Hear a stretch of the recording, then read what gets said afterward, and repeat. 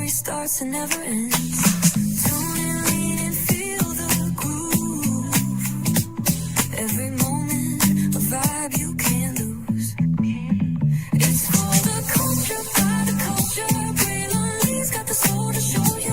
Breaking it down, lifting it higher. Feel the rhythm, spark the fire.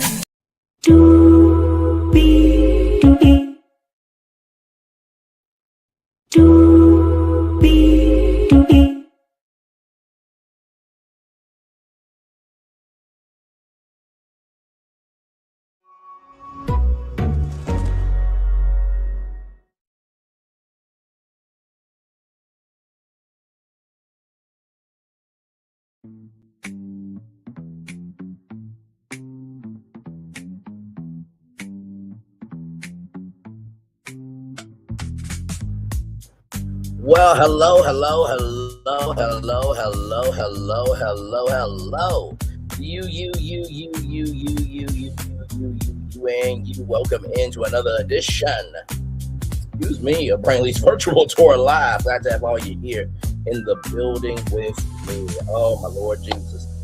So much to talk about, and once again, Ticket TV does not have the brain capacity to understand that other people have a difference of opinion. And his attitude one day is going to get him his opponent, and he may not make it back physically or in any other capacity.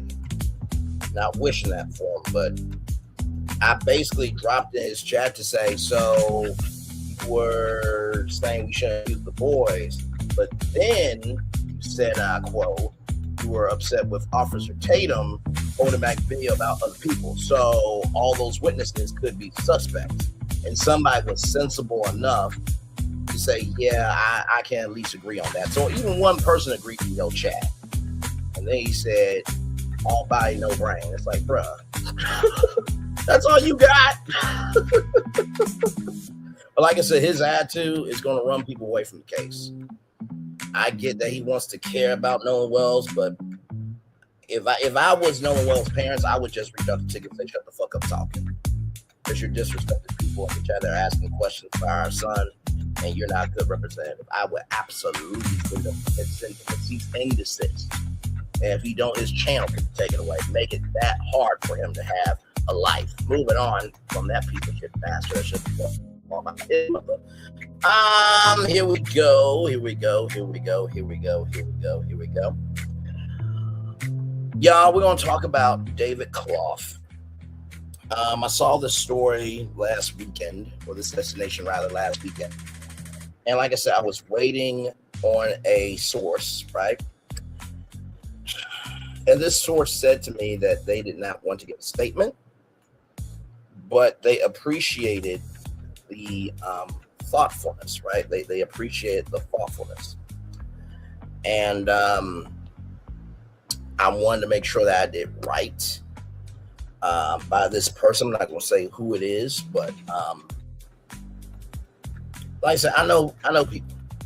I do. As much media game as I give on YouTube, you have to know I have some connections, right? So with that being said, let's make it do what it do, because higher is waiting, lower is available. But either way, we got to go on tour. Yes, indeed, we do. Hang on. Oh, good damn allergies. Oh, can Benadryl make an allergy drink for real? Sincerely, I'm surprised that that's not out. I probably should look that up on Google. Somebody that's probably made a drink for allergies. But anyway, like I said, higher is waiting, low is available. But either way, we got to go on tour. Yes, indeed, we do. Let me take down this iconic intro here. You see that virtual tour background. Yes, you do. You hear that virtual tour music. Yes, you do. And then there is... hey, everybody. Welcome back in. Glad to have all of you here. So let's get to it.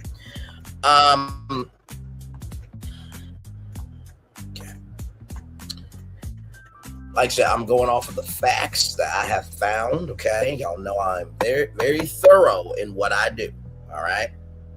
Like I said, I got to 1 million views off of covering anything and everything, not just posting random things.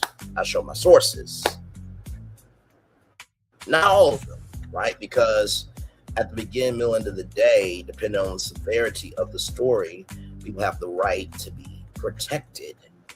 For example, if I was talking about the case where a child got arrested, they got raped, this, and the third, that child should not be outed because that person is still crazy enough to go find out where that child is.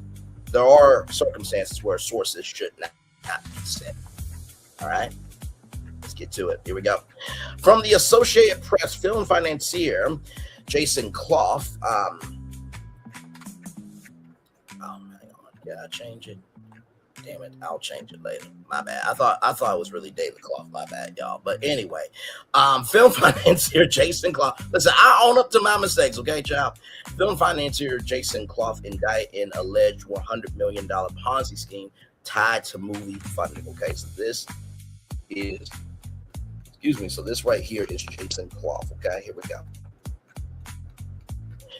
By Rebecca Boone, film producer Jason Clough, who financed Joker, Ghostbusters Afterlife, and dozens of other movies, has been indicted by a federal grand jury on wire fraud charges in connection with what prosecutors say was a $100 million Ponzi scheme. The incident against Clough, 60, was unsealed Tuesday in U.S. District Court in Chicago. Clough was arrested the same day in Los Angeles, where he made his first court appearance, the U.S. Attorney's Office for the Northern District of Illinois said.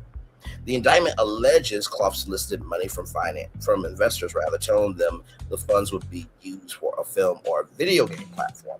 Instead, the indictment alleges he used the money for other projects like Canadian real estate development and to pay off early investors. So basically, robbed Peter to pay Paul. Court records do not reveal if Clough has obtained an attorney in the criminal case. Several attorneys representing Clough in lawsuits in Florida and California did not immediately respond to a request for comment.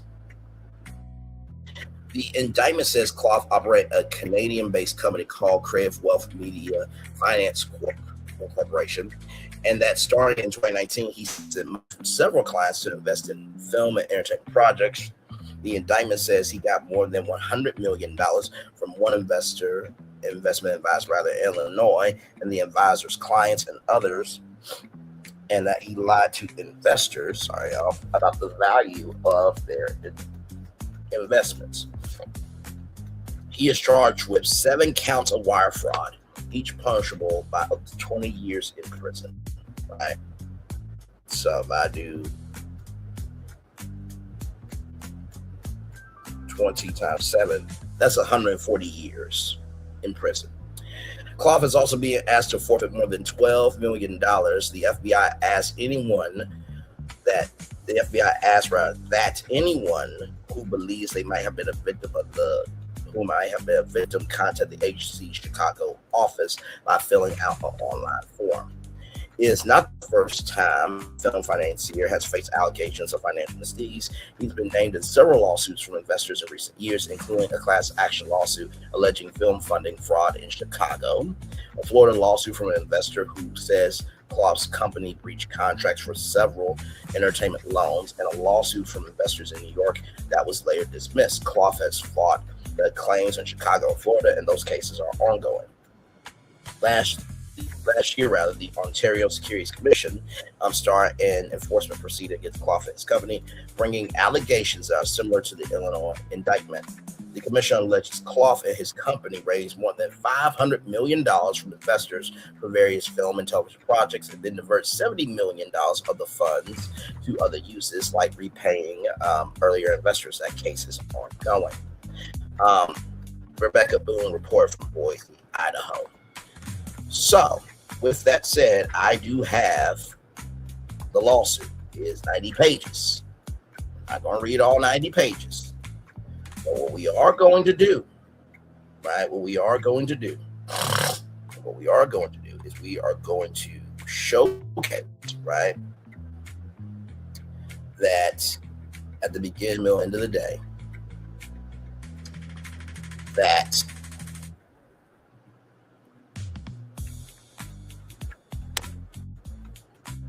everything is not what it seems, right?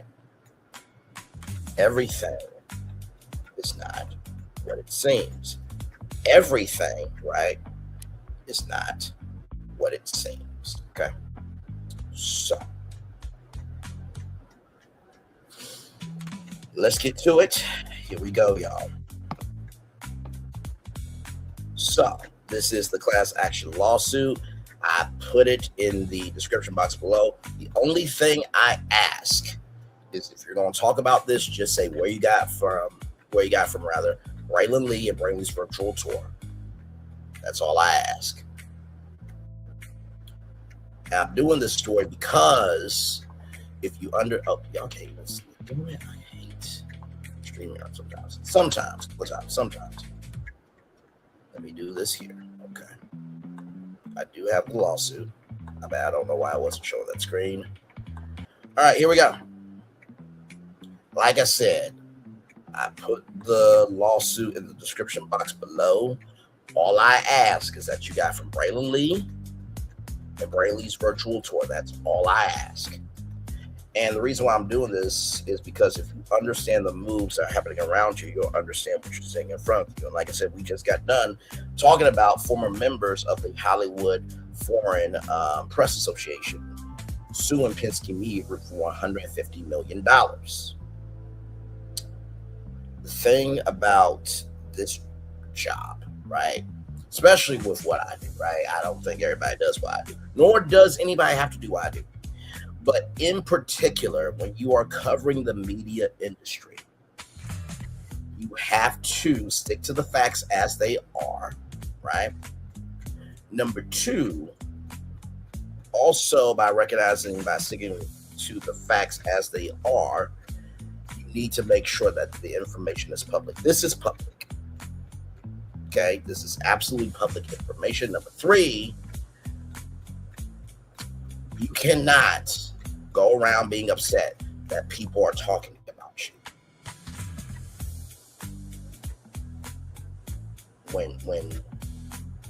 When everybody's talking about you, right? So just want to say that. So my God, today.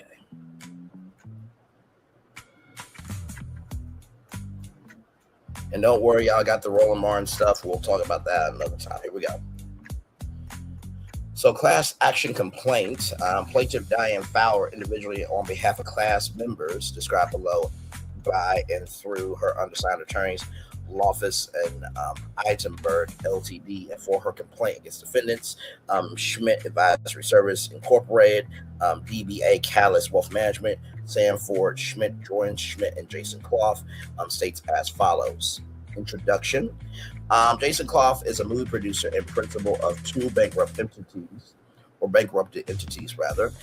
Clough purported to raise money for specific movie projects, but instead commingled all the invested funds and moved the money from entity to entity without any regard for what was agreed to with investors. At some point in or about 2021, the scheme turned Ponzi.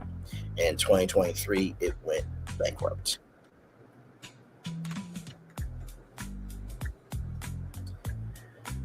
Ooh, my Lord.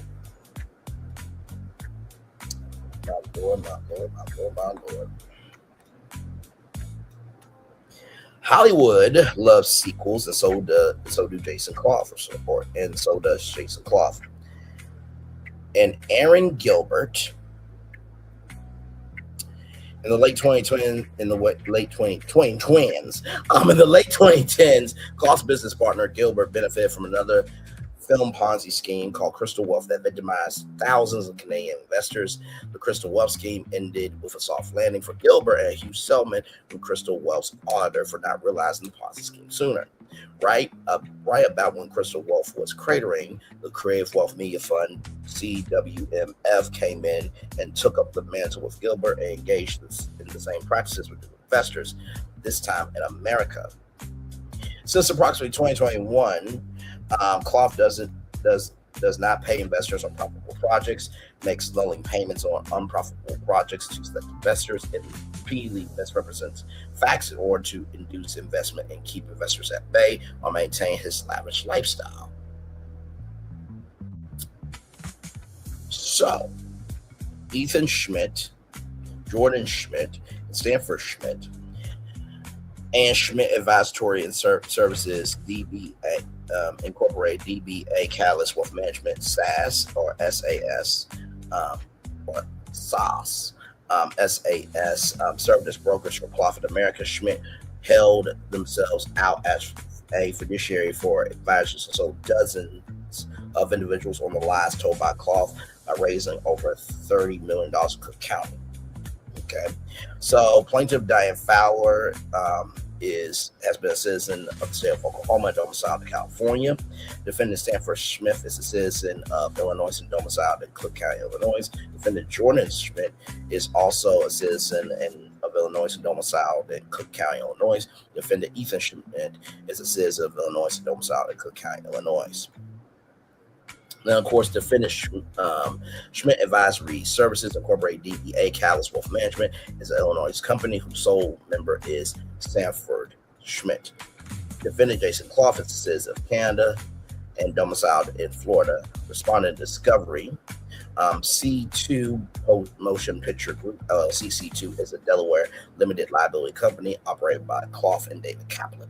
So, I'm going to skip over the venue here because we are here for the facts here, okay? You know, the venue, basically, okay, listen, the venue, right, is going to be in Cook County, Illinois, right? That's the jurisdiction, and the venue of this county is proper pursuant to 735 ILCS 52101, right?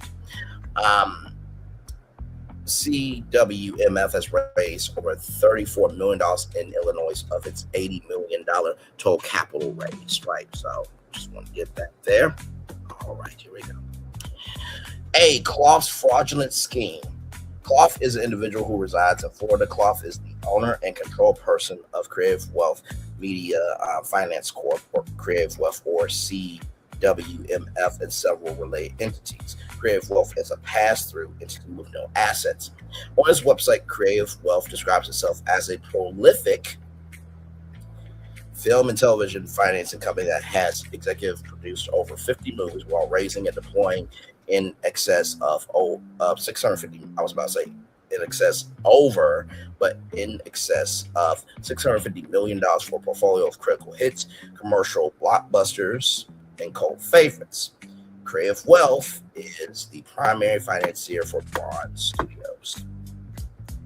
Now, I'm going to bring up the article. Okay, I'm gonna bring up a article rather, because I think that this is very, very, very important.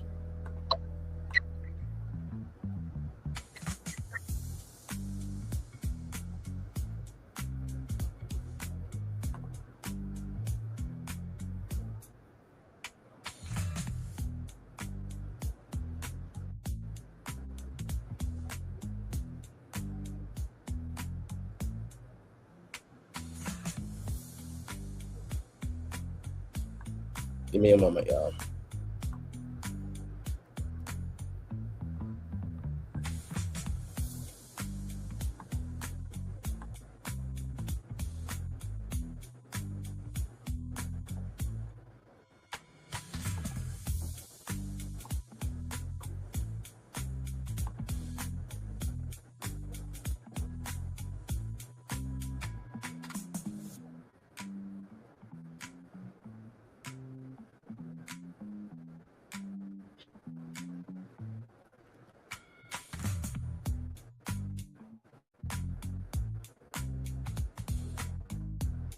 Okay, so I want y'all see this article, right? Now, this is just to give you context, conjecture, and connection, okay? From Variety.com. Bronze Studios, financier behind Joker, idle and 65 files for bankruptcy. Okay. So Braun Studios was a huge, prolific studio, did a lot of great work, and they should still be around today, especially with the climate that we have, with spaces shrinking because of mergers and acquisitions. The more studios we have, the more media companies we have, the more cable television networks we have, the more radio stations we have, and the more digital platforms we have, the more everybody can have a shot to rise to the higher that's waiting for them. So let's get to it. Braun Studios, the Canadian finance and production company that emerged as a media force and has backed awards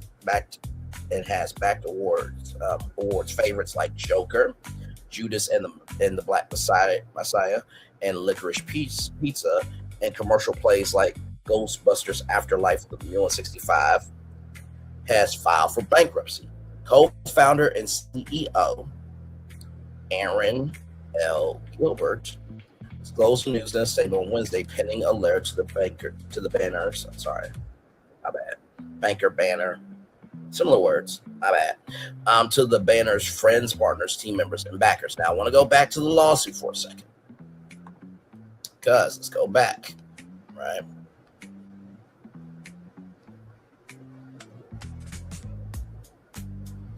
Because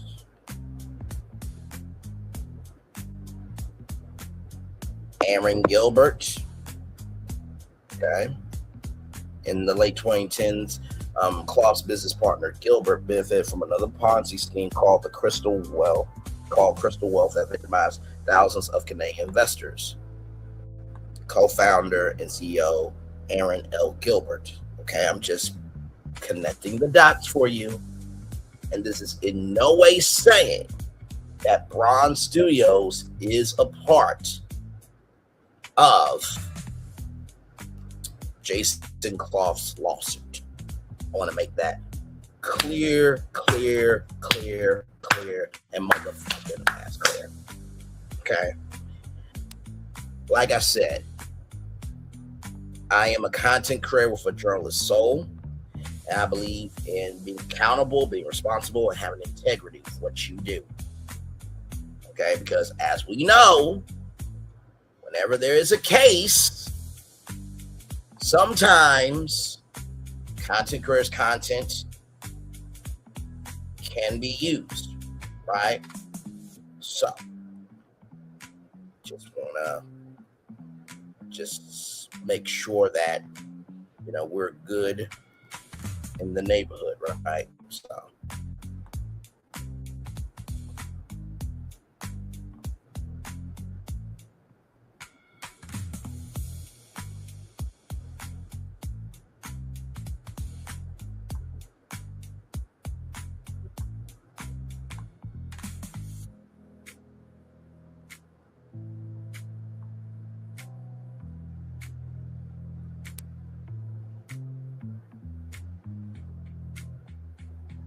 let's keep reading here. Let's keep reading. Having explored many options for many months, Braun had no choice but to take this step in light of its financial circumstances. The last few years have been incredibly difficult for Braun, and things have only gotten more complicated over these past months, Gilbert shared, citing the COVID pandemic and both the SAG-AFTRA and WGA strikes as insurmountable headwinds for the company's continued operations. The executive also stated that the company would not be doing press. Letter states that Braun has filed for creditor protection with the Supreme Court of British Columbia, Canada, and Chapter 15 in the United States.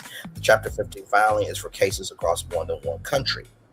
In recent months, Braun's co-financing deals with Metro Goldwyn Mayer and Warner Brothers has sunset. Thank you to our many friends who have been there to support us. Thank you to the Braun team and to our incredible creative production business partners. Thank you to the many production finance partners and corporate backers for their support for these many years.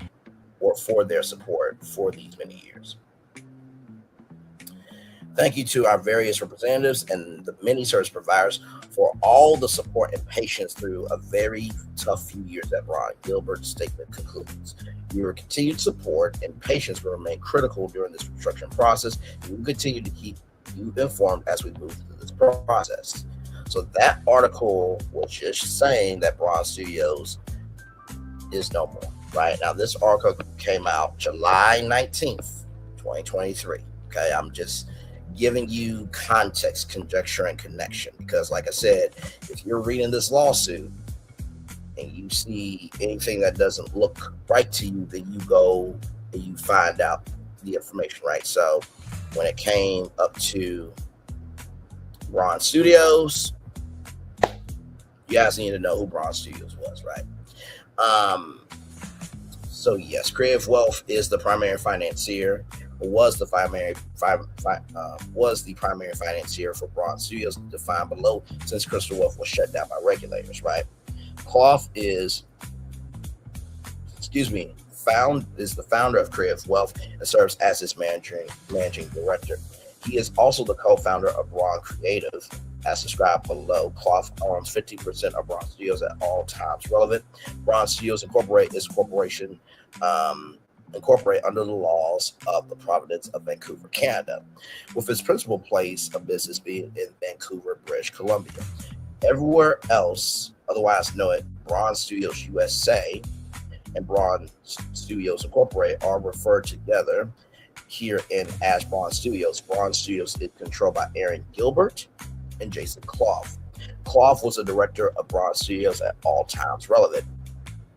Braun and Gilbert were previously involved in another Canadian Ponzi scheme called Crystal Wealth, and portentously referred to it as CWMF. Creative Wealth follows the same name business model of Creative Wealth that was operated by Clayton Smith. Throughout the late 2010s, Smith produced movies alongside Clough, including The Childhood of a Leader. As of 2017, Crystal Wealth claimed to have $193 million under management that were, for the most part, invested with Aaron Gilbert's media house Capital and used to fund Braun Productions. Crystal Wealth operated as a Ponzi scheme premised on funding big budget projects. After Ontario Securities Commission (OSC) investigation and insolvency proceeding, Crystal Wealth's principal Clayton Smith escaped with a fine that was never paid, and Aaron Gilbert and Braun were allowed to continue with their operations and repeat the scam with a new CWMF called Creative Wealth. Ultimately, Crystal Wealth's auditor BDO bore the brunt of the many unpaid investors and sell for tens of millions of dollars. Right when Crystal Wealth was cratering into bankruptcy and securities enforcement actions, Braun Studios was making millions with its new partner Creative Wealth on the movie Joker. Okay. C2 Motion Picture Group LLC. C2 is a Delaware limited liability company operated by Clough and Dave Kaplan. That's probably where I got confused by Jason Clough and Dave Kaplan. So I just combined David Clough, right? But there's somebody probably named David Clough. And to anybody whose name is David Clough, it's not about you, okay? It's about Jason Clough. So my bad on that. C2 was formed on May 5th, 2022, just as Creative Wealth and Braun Studios were defaulting. C2 picked up where Creative Wealth left off, but apparently with new investors. Clough raised tens of millions of dollars in the United States for several pictures and series from approximately 2019 through 2023 on behalf of Braun Studios, Crystal Wealth, CWMF, and now C2. Clough raised the bulk of the American investment via two intermediaries or brokers, Schmidt and Marborina Capital, Marborina in Texas. Never heard of that city before, so my bad on that. Schmidt's compensation from Creative Wealth was not disclosed, but upon information and belief, he received a carried interest in the investments he placed with Creative Wealth, right? Clough's scheme was complicated, and it appears that it did not matter what project an investor supposedly invested in. Instead, Clough just paid who he felt he needed to in order to keep his scheme going. Investors was promised repayment based on the success of specific film projects. Investors were promised that if they would, that they, pro, investors were promised that they would be paid if the project was profitable rather, accepted the risk that they would not be paid if it was not profitable. Investors were led to believe that they had a direct interest in the project, and the success or failure of the investment depended on the profits of the project. Investors were assured that each project was thoroughly analyzed and would be successful. So this is the thing, right? Whenever you are talking about Hollywood projects, right, you have to really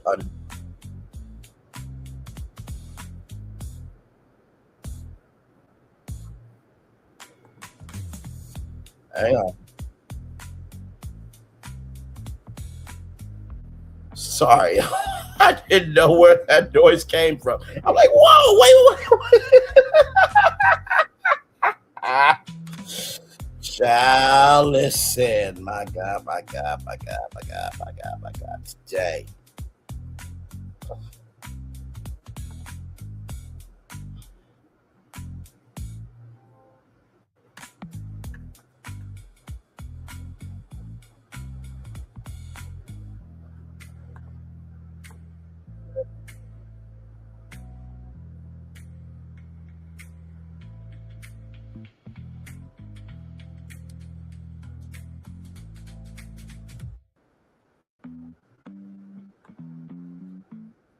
Sorry.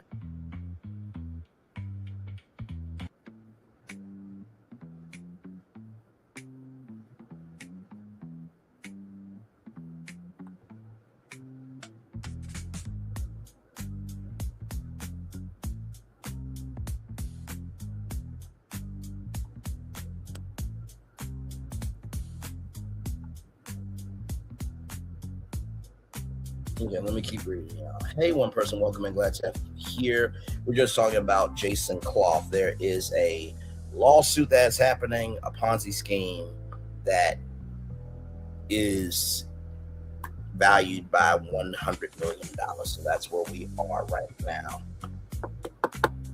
Upon information and belief, a significant portion of the money invested was consumed by Clough and his salesmen and never actually invested in film production. Clough will invest in movies via various entities, but the repayments made to investors had little relation to what they purportedly invested in. Clough will pay out investments in failed projects when it suited his needs to keep an investor engaged. That's what I was going to say.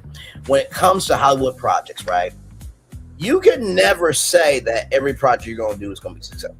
Some are going to fail, right? Now, you could have this documented of, okay, if the movie doesn't do this, then I get this, right? So it's like a penalty fee. But because that was not done, then Jason Clough could do whatever he wanted to do, right? Now, this is my opinion. I could be completely wrong. We are talking about the facts as they are from this lawsuit, right? Clough would not pay investors on successful projects when it did not suit his needs to keep that particular investor paying. At times, investors would be promised payment based on the success of projects they did not even invest in. So it makes me wonder, right, with this of, so you're going to take failed projects, right, and pay them money from the failed projects, but not pay them more money for the successful projects, because that makes no sense to me. If the project fails, then you're not able to pay them as much money as they deserve, which means that investor could leave, right? Something the Kool-Aid ain't sweet about this, right? So let's keep going. Since forming C2, Clough has promised class members that they will be repaid for their investments in Creative Wealth and CWMF from C2. Creative Wealth, CWMF, and Bronze Studios had no internal controls, audit, or any structure in place to ensure the invested funds went where they were promised to go. The lack of auditing is the only material difference between Creative Wealth and CWMF. Klopp's scheme of misrepresentations and robbing profitable vendors to make Ponzi payments on others is best illustrated with a handful of specific projects class members invested in. Ghostbusters Afterlife. On or about December 18th, 2018, rather, I was about to say 20 something else. But on December 18th, 2018, Bron Creative, the joint venture between Bron Studios and Creative Wealth Media, closed a multi-picture $100 million co-financing deal with Warner Bros. That included investment in Ghostbusters Afterlife. Ghostbusters was a huge financial success. Its budget was only $75 million, and it made $204 million at the box office alone following its release on November 19th, 2021. So, you want to make back your budget or a little bit over. That was a huge success, right? Despite the huge success, investors were not paid. On June 15th, 2022, Mara Borina emailed an investor. I want to give you an update on Ghostbusters. We received the first Studio Ultimate in January, and then we recently received the second one. Numbers as of March 31st, 2022. Profit is continuing to increase, and the next Studio Ultimate will come out at the end of June, rather. I have attached the first Ultimate and a screenshot of the most recent one. And a screenshot of the most recent one is attached below. We will be financing repayment based upon the next Ultimate. Full repayment is expected within the next 30 to 60 days. I appreciate your patience as this project was delayed, but I think you'll be very happy to know what's the final return. If you have any questions, please let me know. So that was on June 15th, 2022. On August 26th, 2022, Mara Borina emailed the investor. Good afternoon. I hope you're doing well. We just received an update on the Ghostbusters repayment. I want to keep you in the loop as to timing and when to expect a wire transfer, right? Direct deposit. We are working with Bron and Comerica for the live credit that will allow us to repay principal, interest, and initial tranche of profit as quickly as possible. Bron and Sony have signed off on all documents and have sent everything. That should be having and have sent everything over to Comerica. They are establishing a separate facility for this one transaction, not to put through their general line of credit. While beneficial, no cross collateralization risk for investors is straightforward reporting, it still requires a few more steps to establish that putting the studio's Ultimates through our existing line. Bron just received a new Ultimate report that Sony will provide additional funds to be pulled for the facility. They have additionally already received approximately 90% of the value of the tax credits on the film, so future tax credit receipts will not have a material effect on the amount available through the refinancing. Comerica will provide all loan documents as well as work with Sony to get any third-party documents sorted. Sony needs to execute a NOA with Comerica, confirming the agreement to provide financial information directly to Comerica and several other covenants that are specifically negotiated. Ron got ahead of this, and this document is substantially negotiated at this point. In addition to the loan documents and the Sony agreement, there were several other documents, for example, certificates of insurance from Sony that we are working on obtaining now to ensure a quick closing. That said, a realistic time frame from this point forward is 3 to 4 weeks. We're doing everything we can to push Comerica to move faster on this, but I want you to give you an estimate. So basically, from what I'm seeing, right? From what I'm seeing is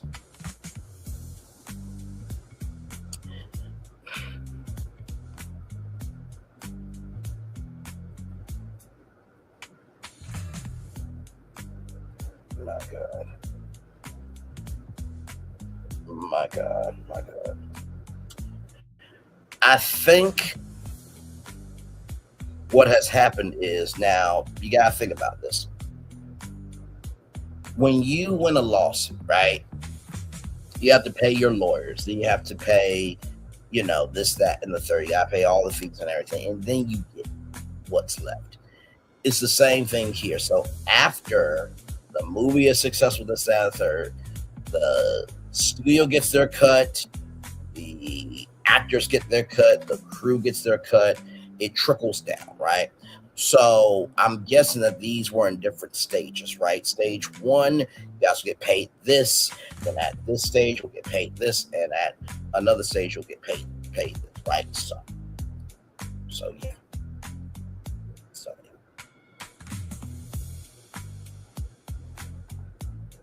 on September 15th, 2022, Marboina emailed the investor on behalf of CWMF Ghostbusters Repayments Intimate.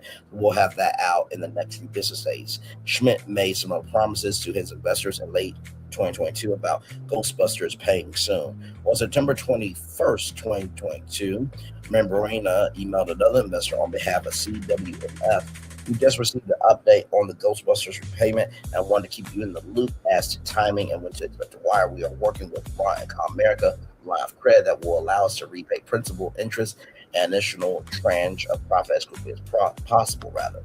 Ron and Sony have signed off for all documents and have sent everything to Comerica. They are establishing a separate facility for this one transaction and not putting it through their general line of credit. While beneficial, no cross collateralization risk for investors and straightforward reporting, it still requires a few more steps to establish than putting the studio ultimates through our existing line. America will provide all loan documents as well as work with Sony to get any third-party documents sorted. Sony needs to execute a NOA with Comerica confirming the agreement to provide financial information directly to Comerica and several other documents that are being specifically negotiated. Ron got ahead of this, and this document is substantially negotiated at this point.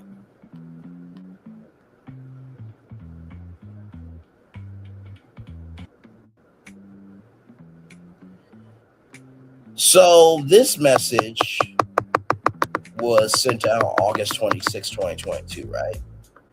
And on September 21st, 2022,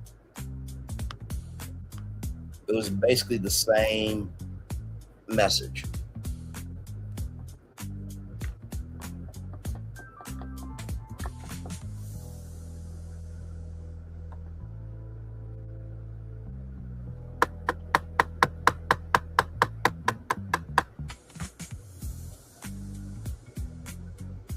Something in the buttermilk and claim, in the words of H.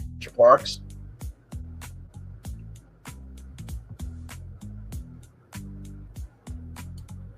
because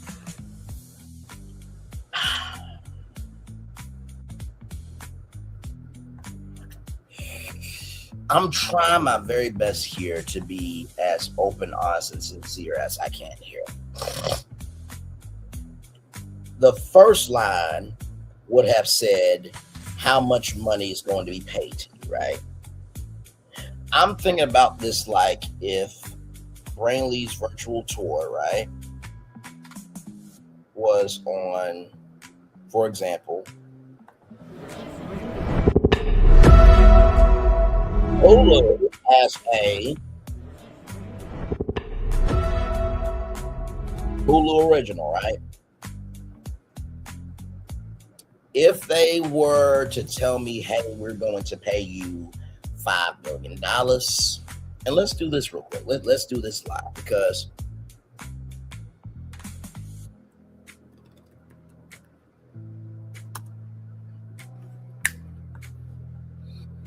I think when we're able to gain context, conjecture, and connection, we're able to understand things better, right?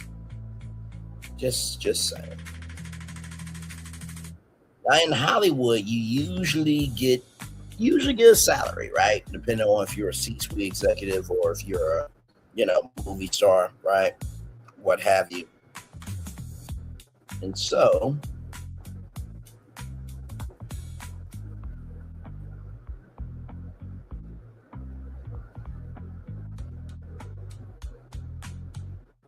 let's do it like this, right? So I just put in $5 million, right?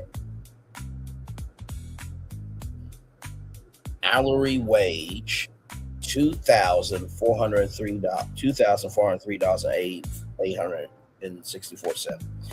Daily pay $19,230.77. Monthly pay $416.67. Right, that's annual salary. So weekly pay will be $96,153.08. Now, if I was doing Brainley's virtual tour live on Hulu, not this Hulu that's being joined into Disney Plus, not that fucking bullshit, but actually on the Hulu platform, getting a check from Hulu every week for $96,000, I'm good with that. It's just me. How can I blow $96,000? Make sure I got my food. Make sure I got my clothes together. Make sure that I don't have my license right, and I don't have a car right now. But if I had that, right, I would just pay off whatever car I wanted. Make sure the gas is good. Go on vacation when I want to on the weekends, right? Cool. And if they wanted to pay me a monthly check of $416,667, I'm good with that too.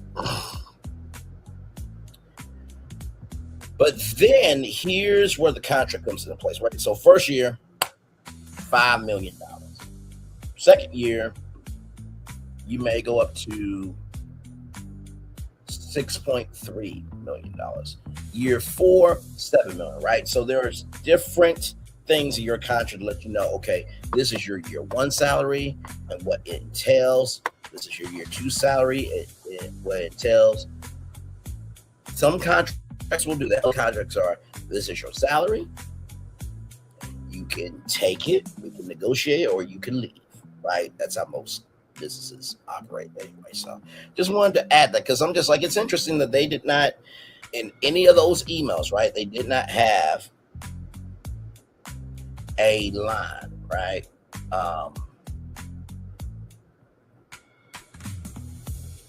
They didn't have a line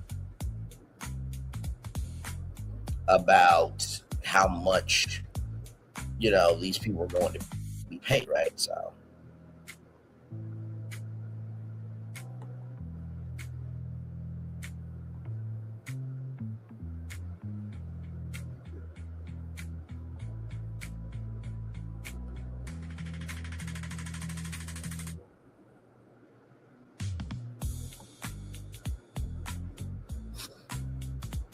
yes, indeed.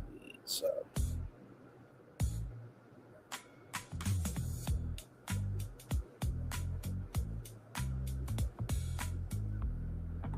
let's keep going here. In addition to the loan documents and the Sony agreement, there are several other documents, for example, certificates of insurance from Sony, rather. So I'll say Disney, but from Sony that we are working on obtaining now to ensure a quick closing. That said, realistic time frame from this point forward is 5 to 7 business days. We are doing everything we can to push Comerica to move faster on this, but I want to give you an update. On October 4th, 2022, Marborina emailed an investor on behalf of CWMF. I spoke with Aaron this morning. I don't think that's how you spell Aaron. Okay, Aaron, but okay. And we are weighing on funds from Comerica, which will then be transferred to Braun and then to Creative Wealth Management, right, or Creative Wealth Media. We are expending this any day now. I know the delay has been frustrating for everyone. I will be following up daily, or I am following up daily with Aaron Gilbert and his team. October 28th, 2022, a CWMF employee emailed an investor. We have a checklist call with Akin Bank's counsel today, but we don't have that far to go to get a closing on Ghostbusters because it's being pulled from our general life grid. We'll need the union's approval and a few other issues, need to be addressed. I'm not understanding the broken language here. That's a little suspect. Just a little bit. It's not the craziest thing, but just there's an energy of this, y'all, that I'm just not liking. But the action loan itself is quite advanced, and I don't see other issues causing any material delays. On February 16th, 2023, Clough emailed my brainer. We are expecting money right now within days. On February 19th, 2023, Clough emailed Moreno 26%, and it will be in next week. Clough told another investor Braun received 33% of the profits. Class members were never paid the full return on their Ghostbusters investment. Plainly, Clough promised more returns than he could satisfy. His salesman, Schmidt and Moreno, were oblivious to the inner workings of the scheme they were promoting. Another investor was repaid less than half of his principal invested in Ghostbusters, and payment came from an entity called Shaggy Dog Media that was not disclosed in any documents. So let's see what Shaggy Dog Media is all about.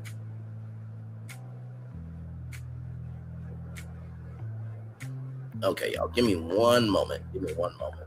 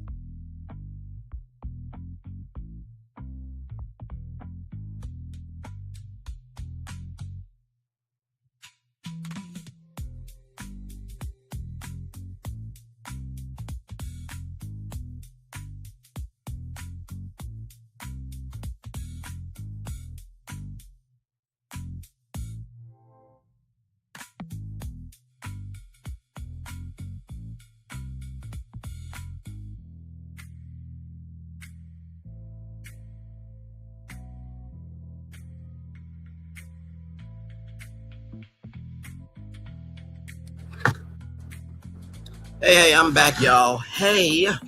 Sorry, I had to use the restroom for a minute there. So let's see what Shaggy Dog Media is all about. So Shaggy Dog Media is a film financing and production entity used by Hollywood producer Jason Clough to raise money for movie projects. Has recently been tied to a federal fraud case. Interesting. So, would it be fair to say, now I don't know this to be for sure, but would it be fair to say that Jason Clough, not only did he rob Peter to pay Paul, but he had many companies, right, that he utilized as storehouses, right? Right?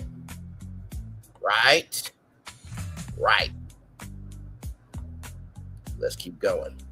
By the way, this was not disclosed in any investment documents. This was not disclosed in any investment documents.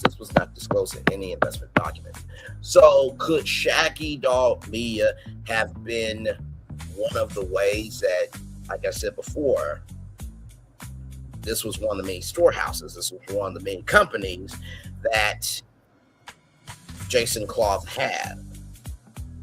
He'll take the money from the project, spread out to these different entities, and then for the higher successful projects, he would put it in the accounts that are reserved for the higher profiting projects. And then for the other ones, the lower, the non-profitable projects, right, or deficit projects, he would put in the accounts that, you know, were just to cover those investors, right, just to show them up, right? And then when they go to the books, it's like, oh, guys, I have money. I'm paying people. I got all these companies to make sure that we're good. But if the production was primarily through Braun Studios, then it's Braun Studios that needs to pay. You don't get to use Braun Studios to cheat people out of their money, because now you are involving a staff and crew of a whole movie studio, and by fucking them over, you're fucking yourself over, because now you don't have access to keep this scheme going. That's what I'm thinking right now at this point. In July 2023, Klopp said another large investor was paid on Ghostbusters. So that is that movie, right? Monkey Man. This is the second movie, right?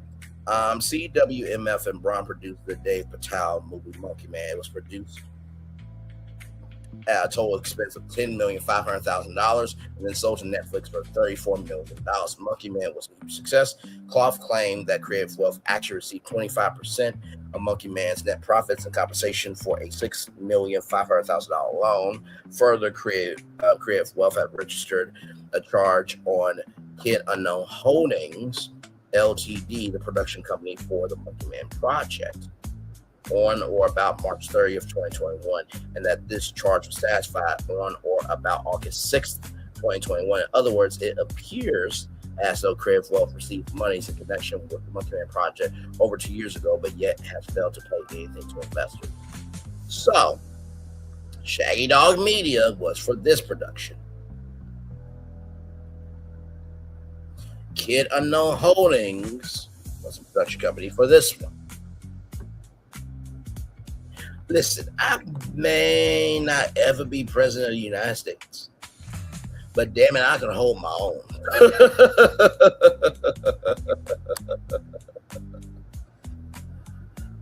Oh my God, my God, my God, my God, my God, my God, my God.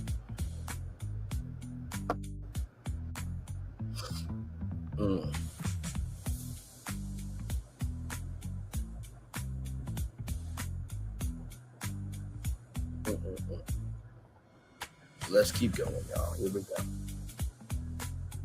On January 27, 2022, Schmidt repeated Clough's representation to investors that Monkey Man sold for $33 million for a total profit of over $20 million.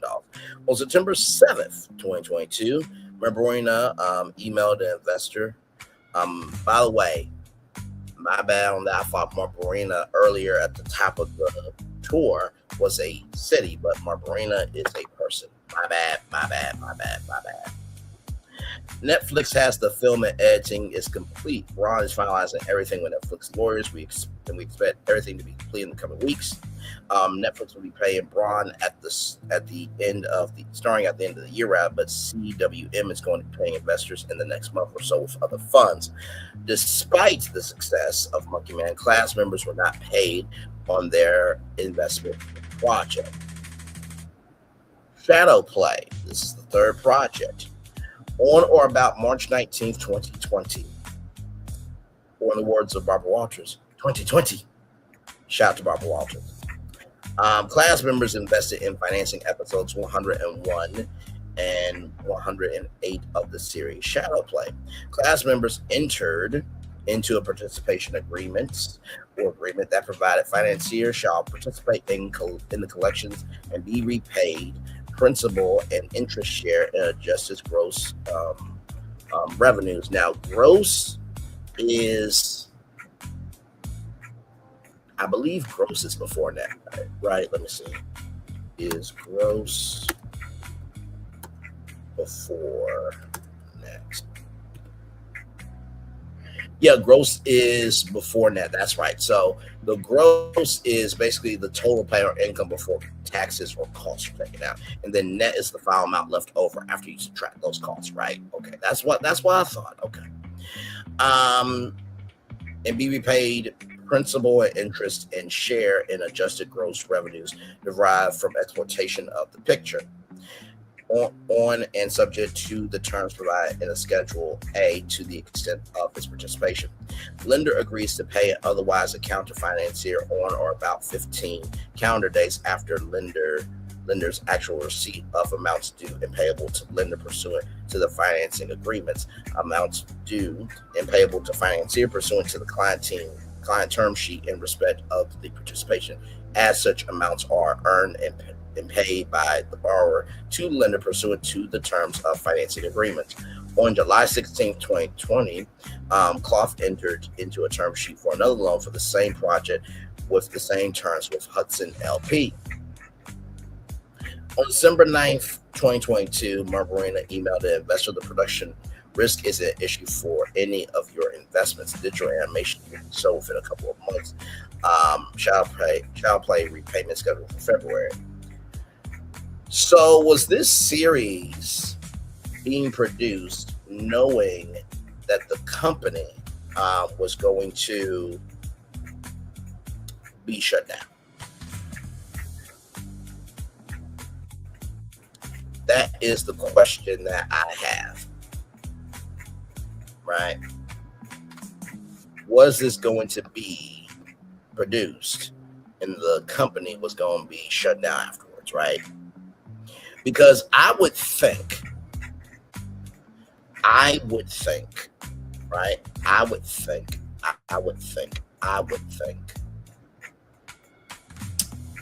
that at the beginning or end of the day, that will be disclosed that, hey, we are shutting down our company, but we are going to finish this project. Everybody's going to get paid.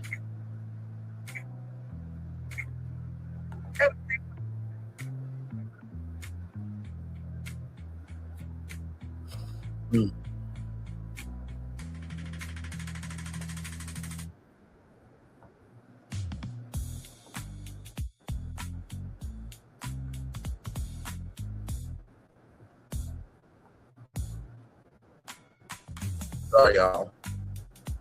I'm just looking up something. Give me a moment.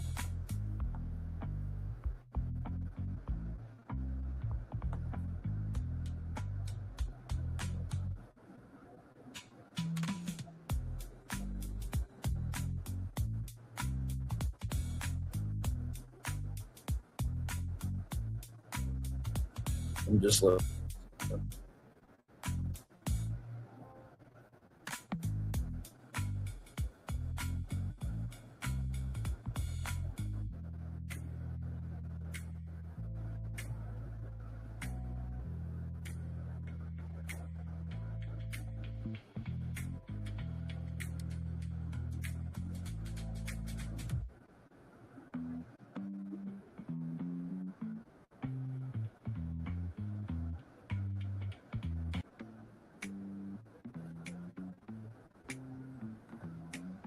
Okay, y'all. Sorry, y'all. I was just looking up something real quick.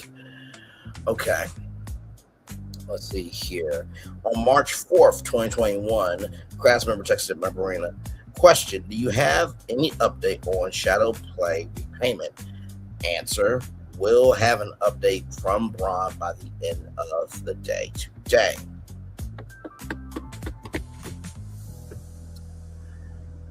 Apparently, took a month for an update. On April 16th, 2021, Marina emailed the investor Casey. I hope that you are doing well. I wanted to get back to you regarding an update on Shadow Play. The sale to Netflix is being finalized right now, but has been delayed several weeks as a result of. Investor told Marina that he can invest more as soon as Shadow Play paid off. On February 2nd, 2022, the investor's investment in Shadow Play miraculously paid off right in time for him to invest in another CWMF film, National Anthem. The payoff on Shadow Play had nothing to do with the success of the investment and everything to do with the investor's willingness to roll over the investment into another project. So, unless there are terms, now this is just my opinion, I can be wrong in everything I'm saying, right? Because this is an open dialogue, purposely curious, purposely discovering a purpose. How can I put it? Purpose, open dialogue, all about genuine curiosity and an understanding of wanting to discover the truth, right? That's all we are doing here. Nothing more, nothing less, right? Unless there is an agreement,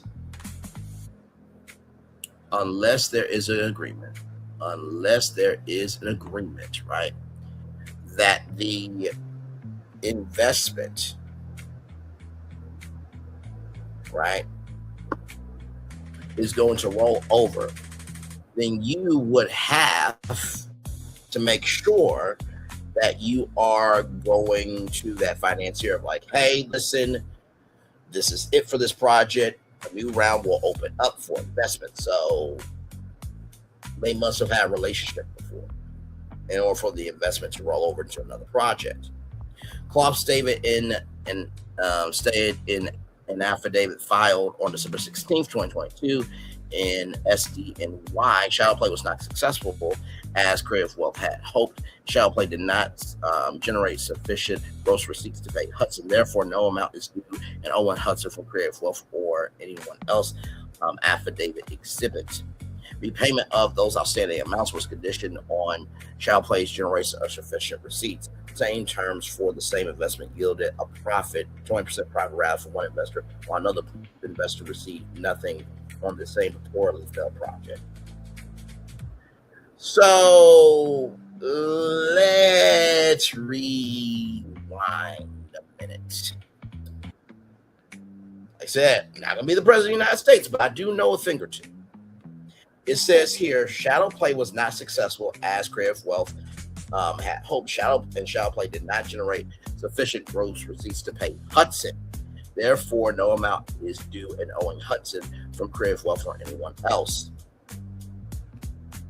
But the same terms for investment yielded 20% profit for one investor, while another investor received nothing on the same purportedly failed project. So, like I said, Shadow Play did not generate enough sufficient gross receipts to pay Hudson, but yet there was a 20% profit for one investor, while another investor received nothing for the same project. One more time for the one more time. Shadow Play was not successful as Creative Wealth had hoped. Shadow Play did not generate sufficient gross receipts to pay Hudson, but the same terms for the same investment yielded a 20% profit for one investor, while another investor received nothing on the same purportedly failed project. So you mean tell me it failed, but yet you paid somebody? You mean it failed, but you paid somebody still? It failed, but yet you're paying somebody though? Come on now. Come on now. Come on now. Let's not do this. Let's not do this. Let's not do this. It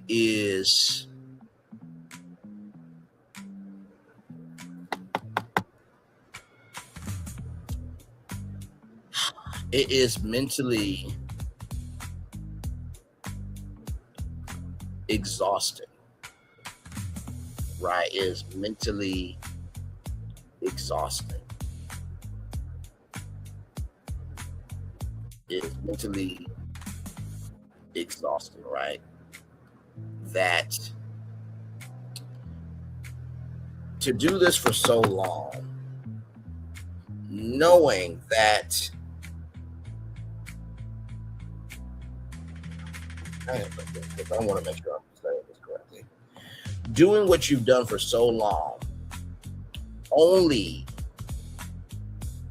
to know that eventually the thing that you were doing to keep it afloat was the thing that was going to kill it, and you didn't do anything to be responsible about, is fucking asinine, tacky, and disrespectful as fuck.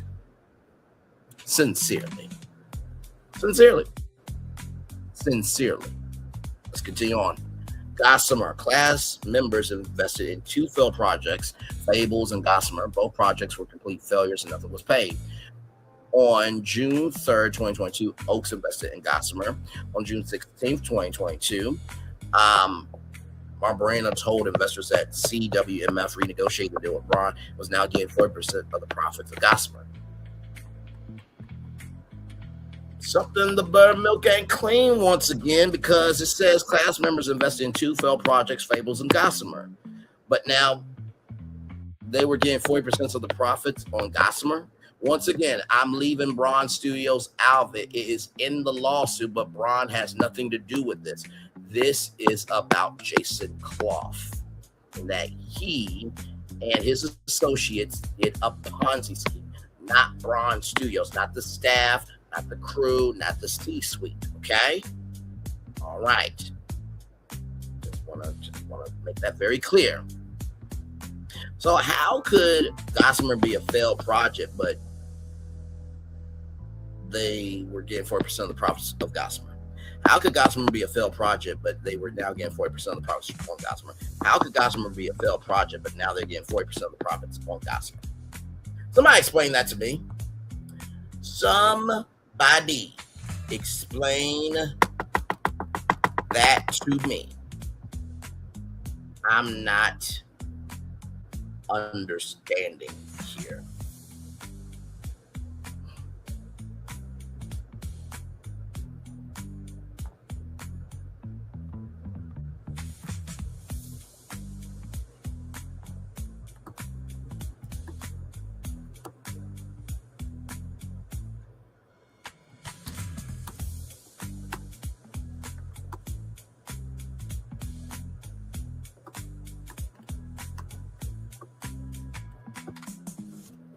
Sorry, y'all.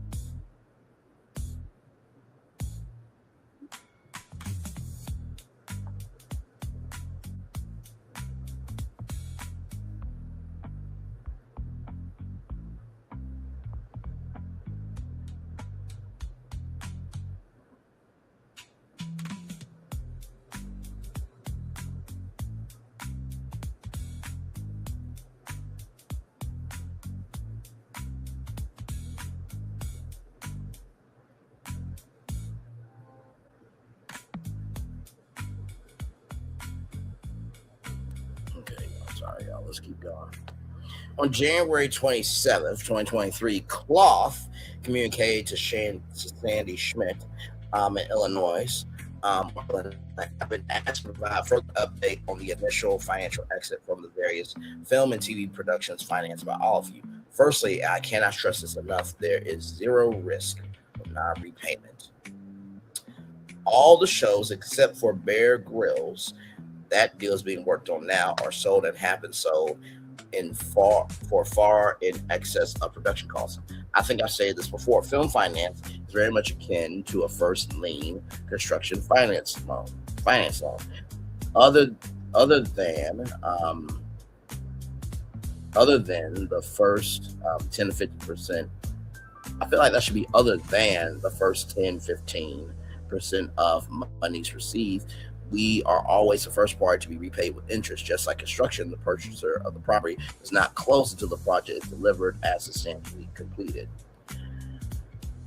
That is exactly the same mechanic in film and TV, in film and television finance.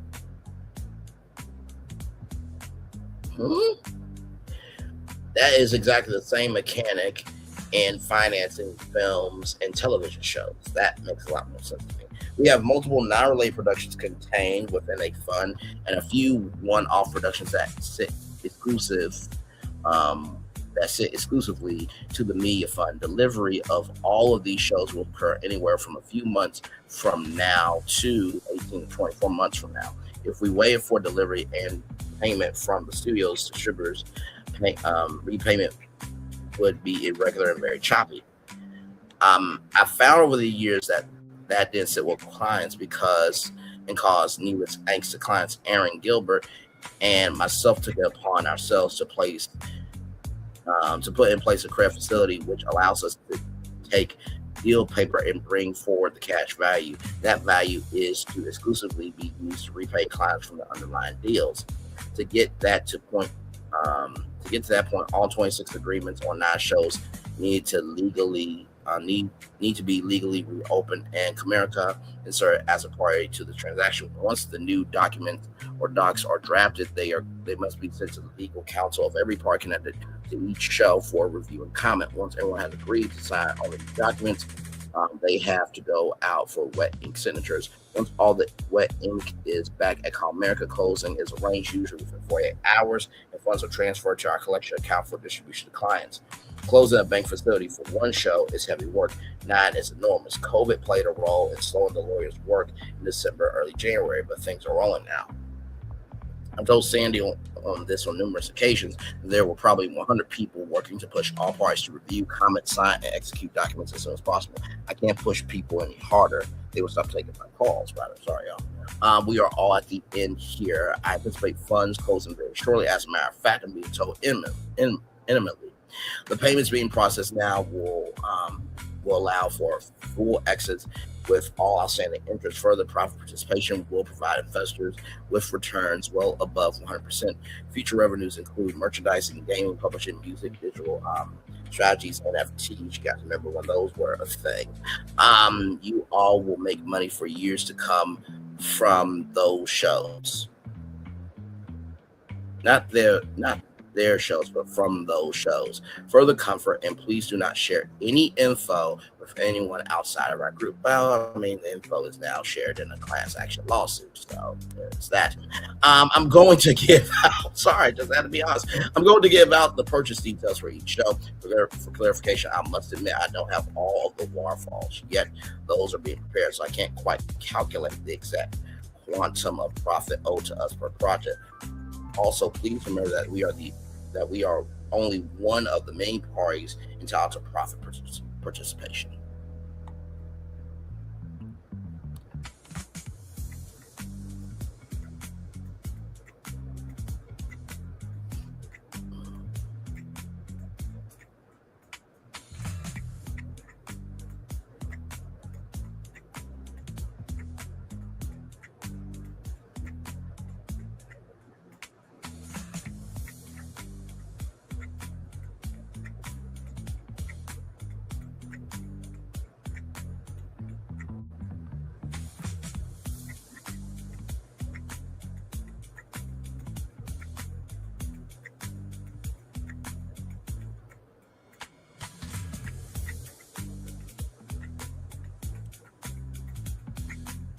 Okay.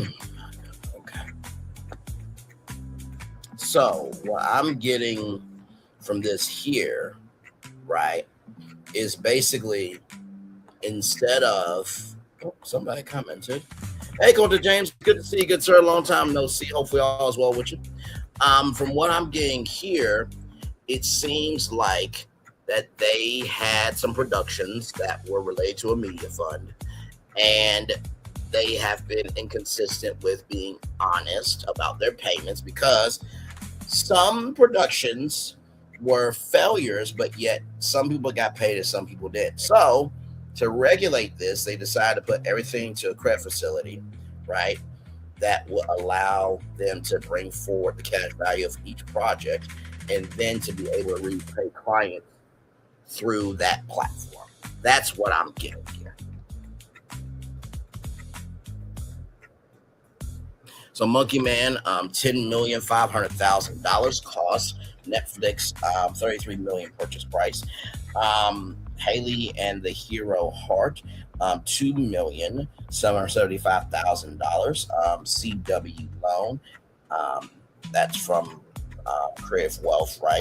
Warner Brothers Cartoon Network, $3,650,000 only from North America. The rest of the world is being sold right now. Bubbles Hotel, $5,500,000. Creative Wealth loan, Warner Brothers Cartoon Network, rather, $8,700,000 purchase price. Fables, right? $10,500,000 cost. Netflix North America, Paramount Plus, rest of the world, $17 million purchase price.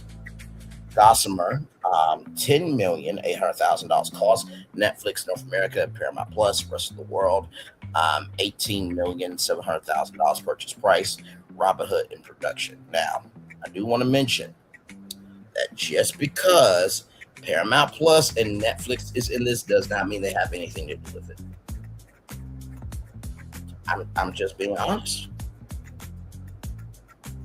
I'm being honest. I'm being completely honest because I think sometimes when we hear, oh my God, this company's a part of this company's a part of that, just because the company is listed doesn't mean that they're a part of it. It's just a part of the totality of the case.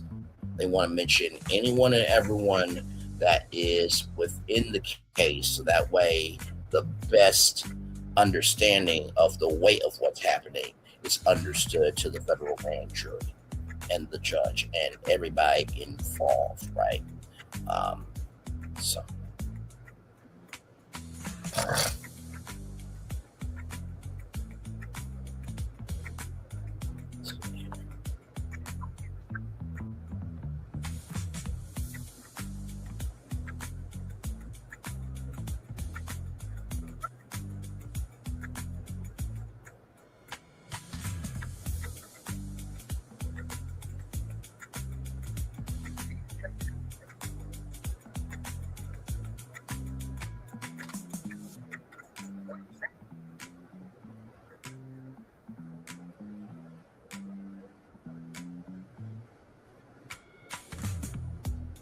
Sorry, y'all, I'm looking up something here.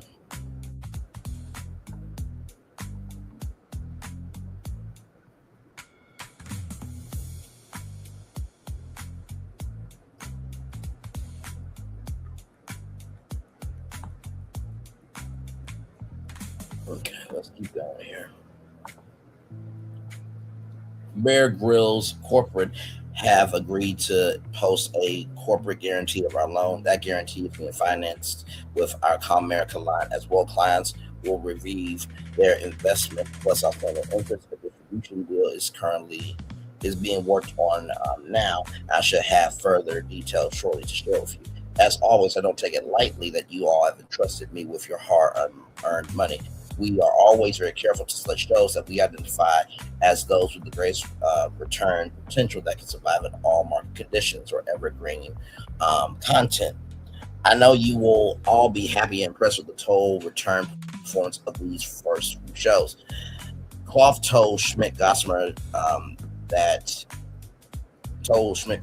was already sold, but didn't pay investors anything for their investment in it. Clough's favorite lie to deploy when NFI is that Comerica line of credit will come soon, save the day, and neither Schmidt nor Marborino confirmed, bothered to confirm rather, there was an actual line of credit or that it would be used to pay investors. So Bear Grylls, so I'm guessing this is like a cartoon or something, I'm guessing. On May 4th, 2020, pursuant to a loan security agreement, CWMF agreed to loan to an entity called YBG Commercial Ltd, approximately $11 million to fund the production of Young Bear Grylls, an anime trilogy. Okay, that's what it was, all right. With distribution to be handled by Braun Studios.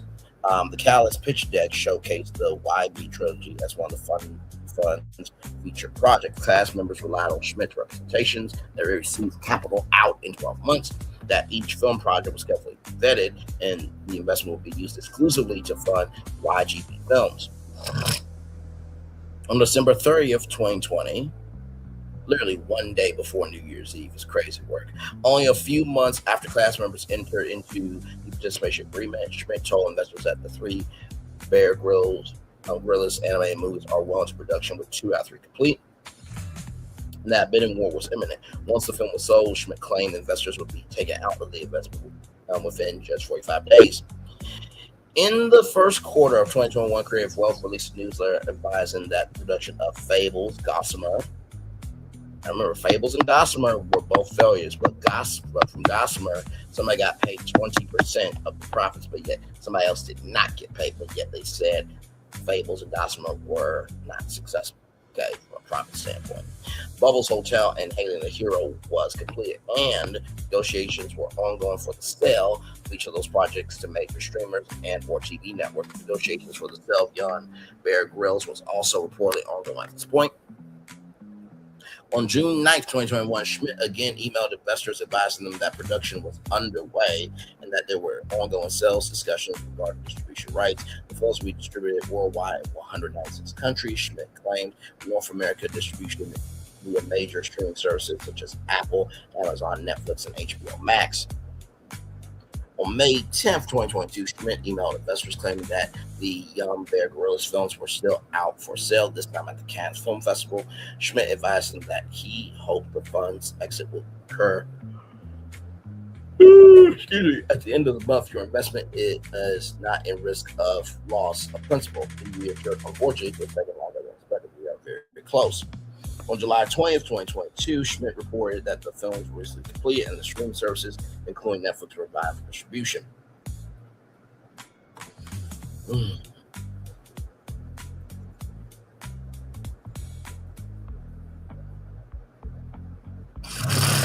My God.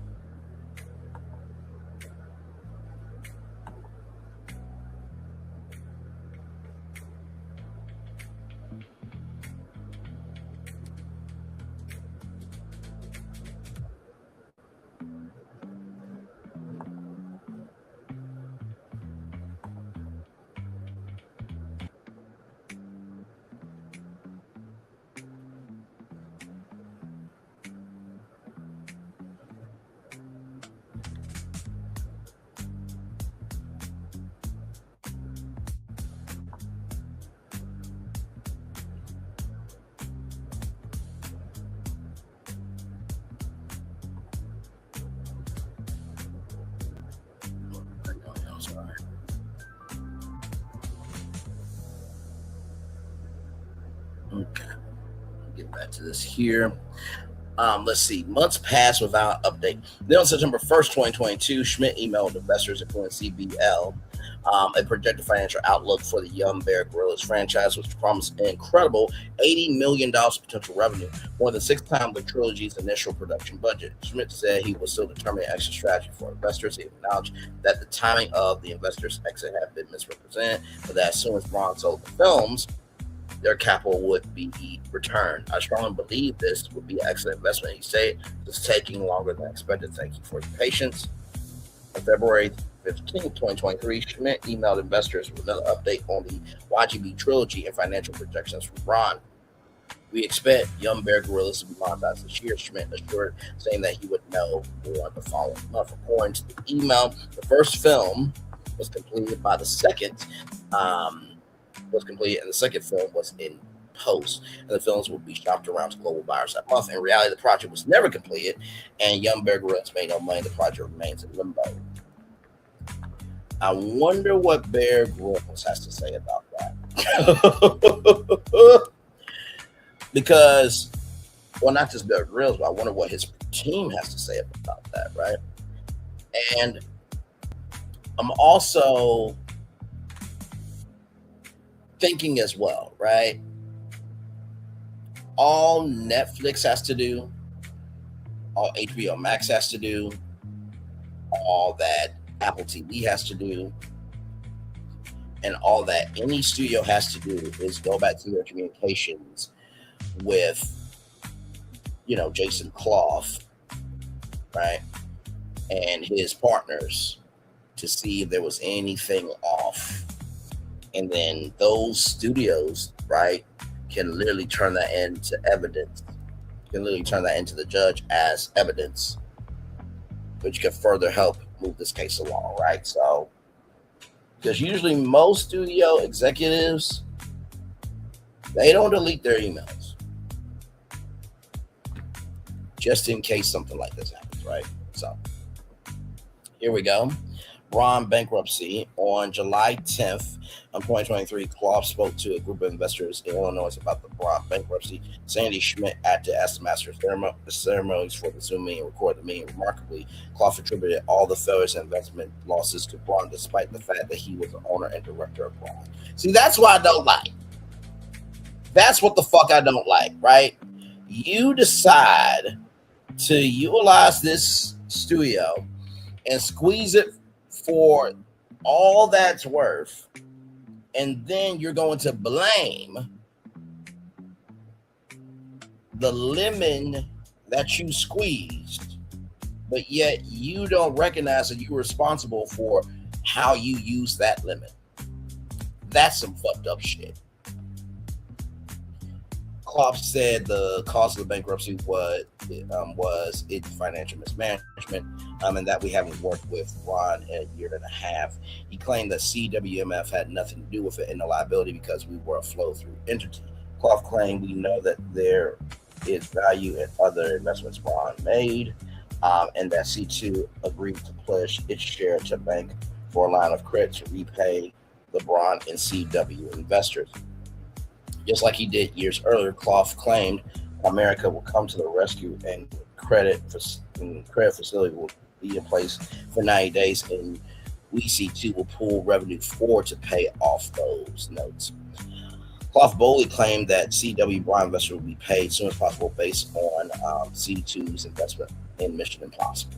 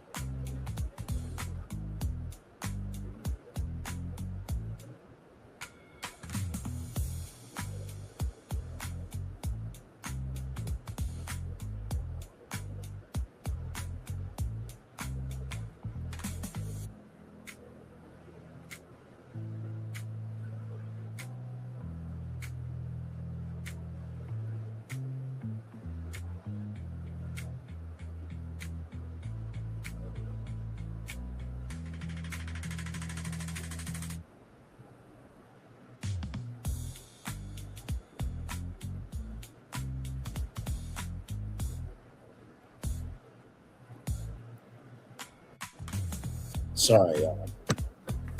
You see something. There's a new on my phone.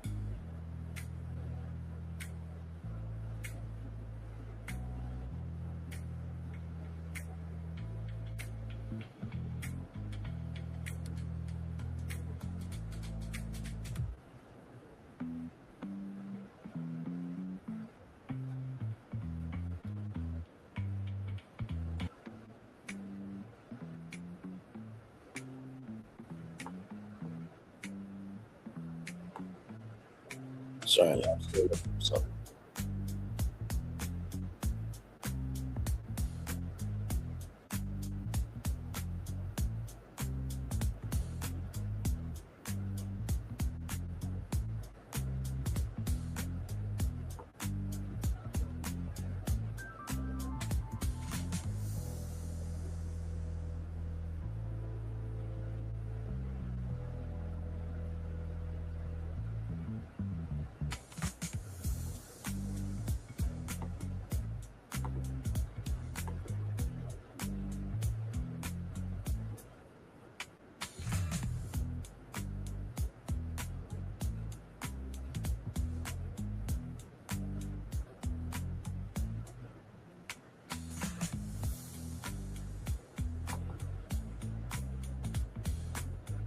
Okay, let me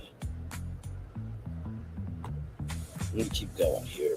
Clough claimed that in July 2023 that it was a likelihood that he would repay the notes to Illinois within 110 days of July 10th, 2023.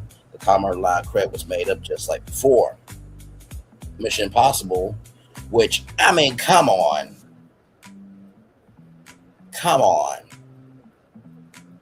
on! Like Mission Impossible with Tom Cruise, that's one of the biggest one of the most one of the biggest, most profitable movie franchises of all time, right?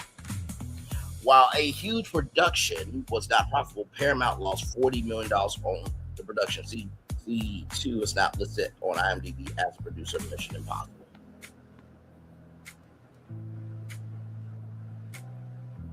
So, wait a minute. So, C2 was not a part of Mission Impossible, right? But they said based on the success of C2's investment in Mission Impossible, right? Okay. Good God. Now we get to the CWMF bankruptcy. On or about November 28, 2023, CWMF filed a petition for voluntary bankruptcy in Ontario, Canada. Bankruptcy was just 3 months after Clough put all the blame on Braun and Gilbert and promised that CWMF will clean things up and they will be repaid. CWMF claims to have had over $80 million in liability, of which $34 million is owed to Illinois investors. Clough has gone quietly and recently gave his defense of a related fraud case in the Southern District of Florida.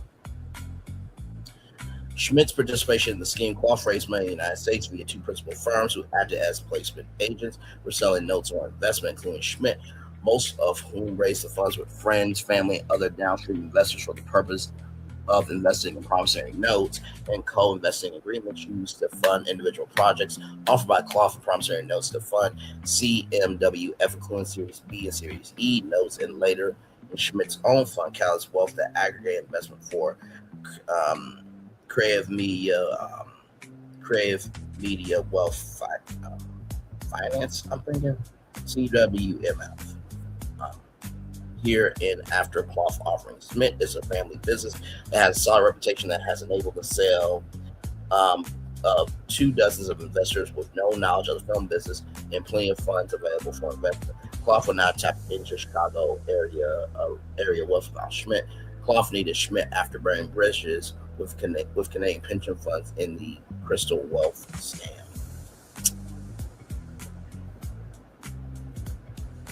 So you blame Braun, right? A Canadian company that worked in the United States.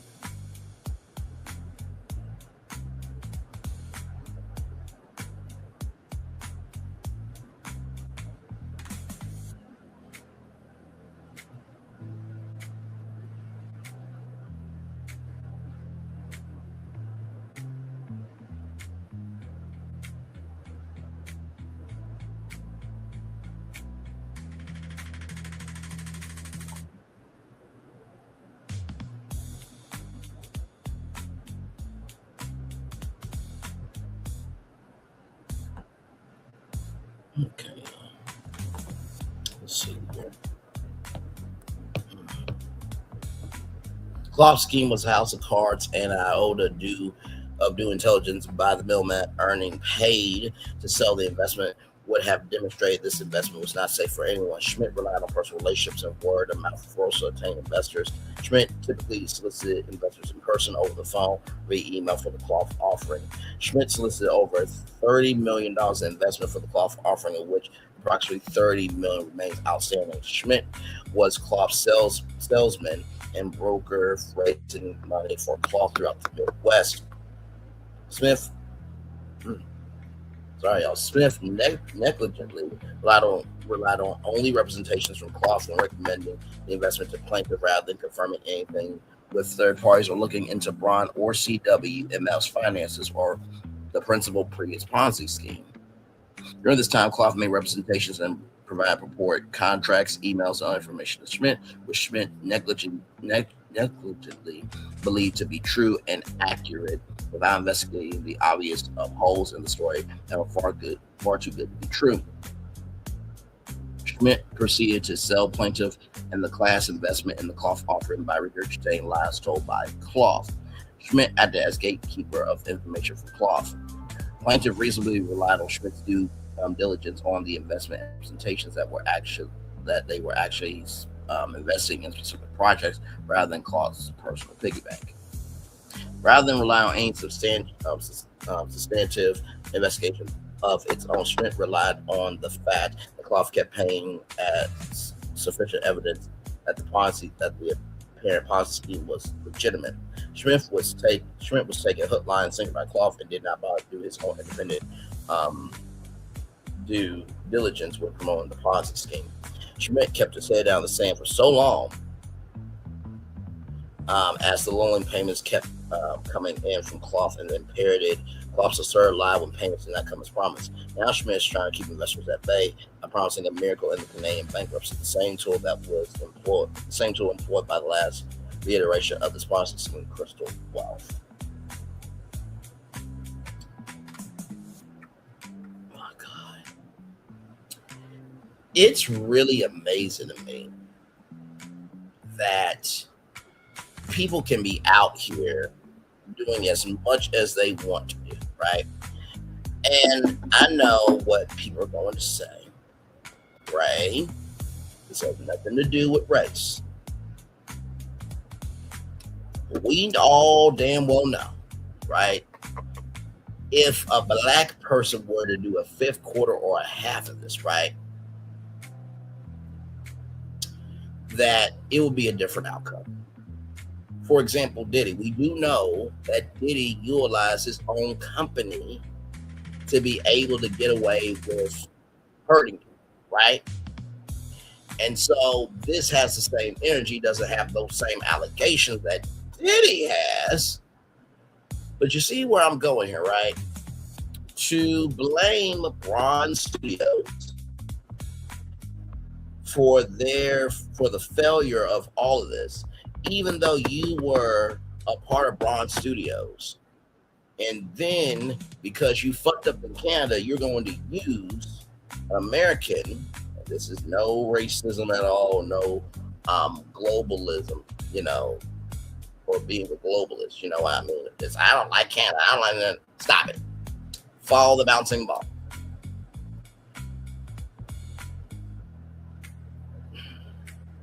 James Clough sounds like a Colonel Tom Parker. You know who Colonel Tom Parker is? Colonel Tom Parker, right, was the manager for Elvis Presley, right?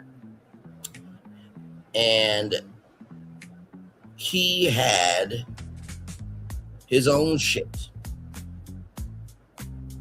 right? He had his own shit. He had gambling problems.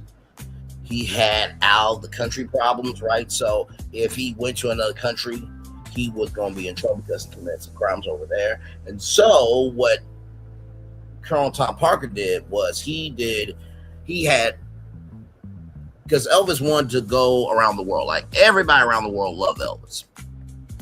So what Colonel Tom Parker did was, hey, we could do it from Hawaii and then broadcast it to the world on pay-per-view. and he's being seen around the world. But that is not the same thing as being able to be on the ground in Japan, be on the ground in Africa, be on the ground in Dubai and perform. That is not the same thing. That's not the same thing. That is not the same thing.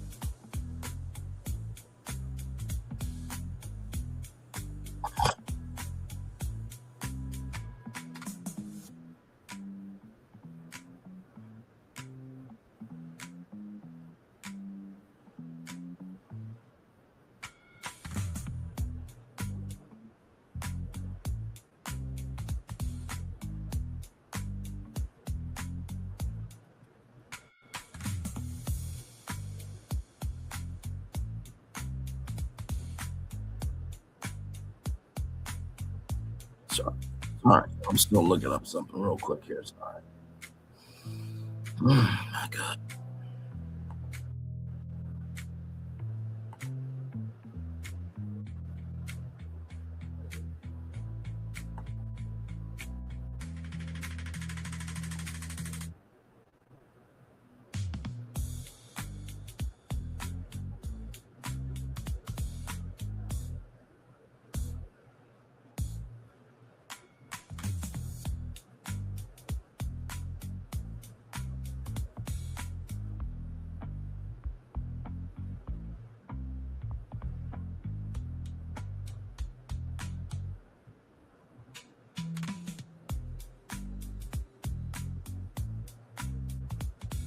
All right, y'all. I'm still.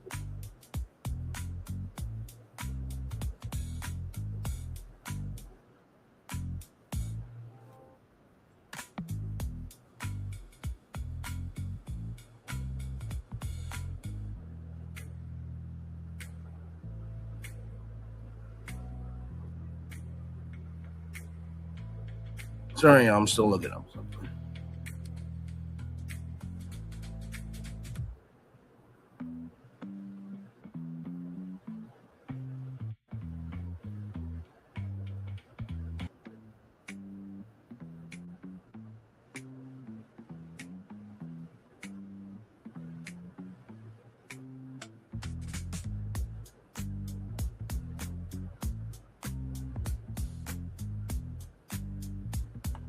Okay. Let's keep reading here, y'all. Sorry. Schmidt's duty to plaintiff and class. The cloth offerings were structured as a co-investment in various film projects. For all intents and purposes, Schmidt was acting as a placement agent or broker for cloth and paid to make the sales. Plaintiff reasonably relied on Sandy Schmidt's representations and due diligence into cloth because he was a investment advisor, a CPF, a certified financial planner, an international board certified financial planners, CHFC, chartered financial consultant, CLU, chartered life underwriter, and has FINRA Series 63, 65, and 22 series registration. Jordan was the primary contact with plaintiff. It was previously a plaintiff with her son. Jordan is a registered broker and passed a FINRA 63 Series 63 examination. Ethan claims he created the Catalyst Wealth division of SAS. That's Ethan Schmidt there. So that is the son of the Daddy Schmidt, rather. Ethan's a registered broker and investment advisor that passes Series 66 and Series 7 examinations. Brokers such as Smith who sell private placements to retail customers for a commission, such as Smith, are required to register with the Financial Industry Regulatory Authority, or FINRA. FINRA regulate broker trader firms like Schmidt and the registered representatives, stockbrokers, and promulgates rules and regulations that brokerage firms and registered representatives must adhere to. Placement agent, or at least a part acting in that role, such as Smith, is required to perform reasonable due diligence on a private placement prior to offering it or sell to its customers pursuant to FINRA Rule 2111.05. FINRA regulatory notice 10 through 22 NASD notice members 371, and SAD knows members 50526 17 CFR 240.151-1B1. Oh God, this is a lot.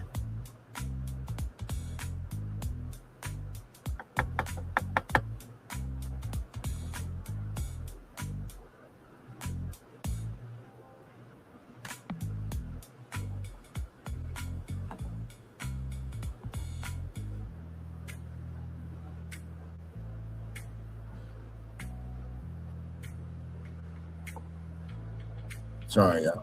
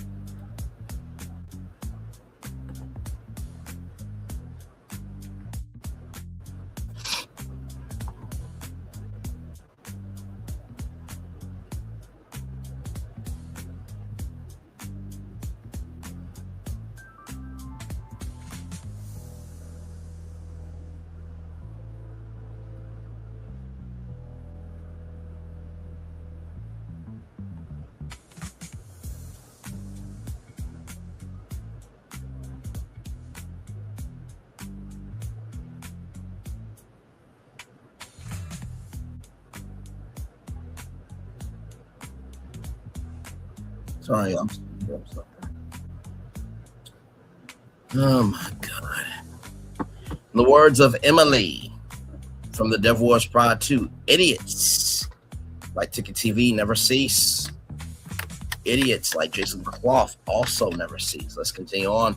SEC regulation, best interest regulation B1 provides Smith as a placement agent the following duties to plaintiff and the class: care obligation to the broker, dealer, or natural person who's an associated person of a broker or dealer in making the recommendation, exercises reasonable diligence, care, and skill to understand the potential risks, rewards, and costs associated with the recommendation, and having reasonable bias to believe that the recommendation could be in the best interest of at least some retail customers. B, having a reasonable bias to believe that the recommendation is in the best interest of a particular retail customer based on that retail customer's investment profile, and the potential risks, rewards, and costs associated with the recommendation, and does not place the financial or investment or the investment of the broker, dealer, or such natural person ahead of the interest of the retail consumer.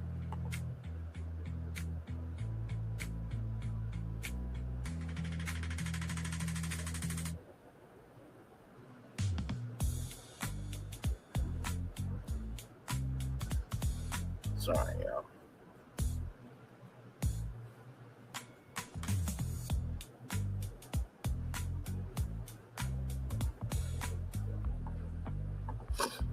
Okay. So let's see here. Have a reasonable bias to believe that series of recommended transactions, even if in the retail customer's best interest, when reviewed, the isolation is not excessive in the retail customer's best interest when taken together in light of the retail customer's investment profile, and does not place the financial or other interests of the broker, dealer, or such natural person, making the series of recommendations ahead of the interests of the retail customer, right? In order to ensure that it has fulfilled its responsibilities, FINRA requires that a broker, dealer, and a Regulation B offering must at minimum conduct a reasonable investigation concerning the issuer and its management, the business prospects of the issuer, assets to be held or to be acquired by the issuer, claims being made, and the intended use of proceeds of the offering. Schmidt had a duty to conduct a reasonable investigation in connection with the offering, notwithstanding that a sequential offering may be for the same issuer.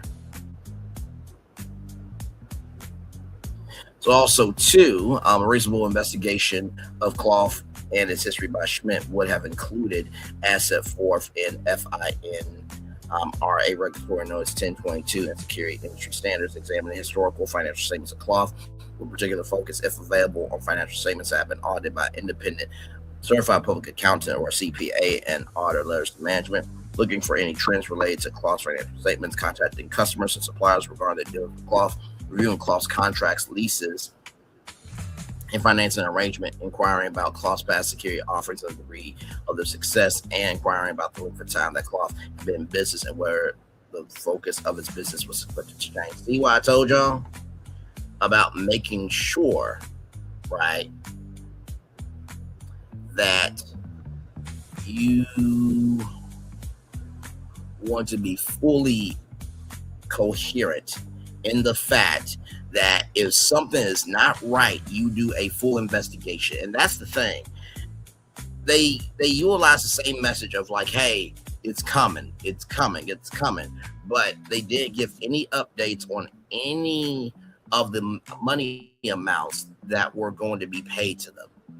You got different companies that are basically different storehouses to hide money, but yet they only give enough to make it look like the company is doing well, withholding full payment. So we won't pay you enough, shut you up, but we're not going to actually fulfill our obligations. That's what I'm saying here. And then right here in that same 1022, inquiring about the viability and value of any movies funded by cloth, inquiring about the industry which cloth operates in the competitive position of cloth, and requesting any business plan, business model, or description or other description of the business intentions of cloth and its management and their expectations for the business, and analyzing management of some management's assumptions upon which any business forecast is biased. A broker / dealership tests models with information from representative assets to validate projected returns, even break-even points, and similar information provided to investors. Same thing here. A reasonable investigation of cloth's assets and facilities should include carefully examining any reports by third-party experts that may raise red flags, obtaining an expert opinion from auditors and financial experts and others that's necessary to form a basis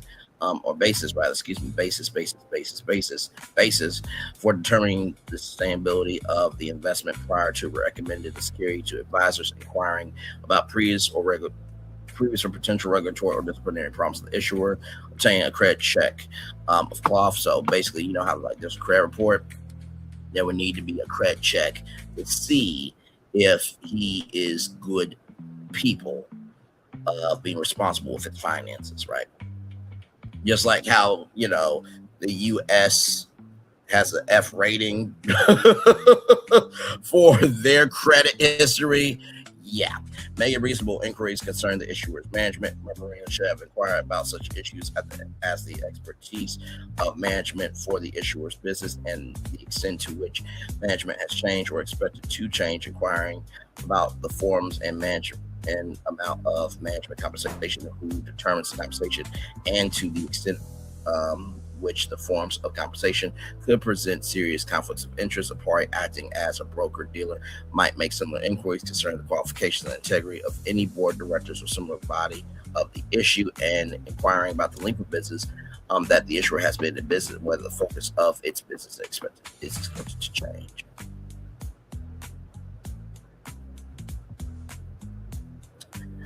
A reasonable bias suitability requires that a broker dealer, one, perform reasonable diligence to understand the potential risks and rewards associated with a recommended security or strategy, and two, determine whether the recommendation is suitable for at least some investors based on understanding a broker dealer can violate reasonable basis suitability under either prolonged of the test.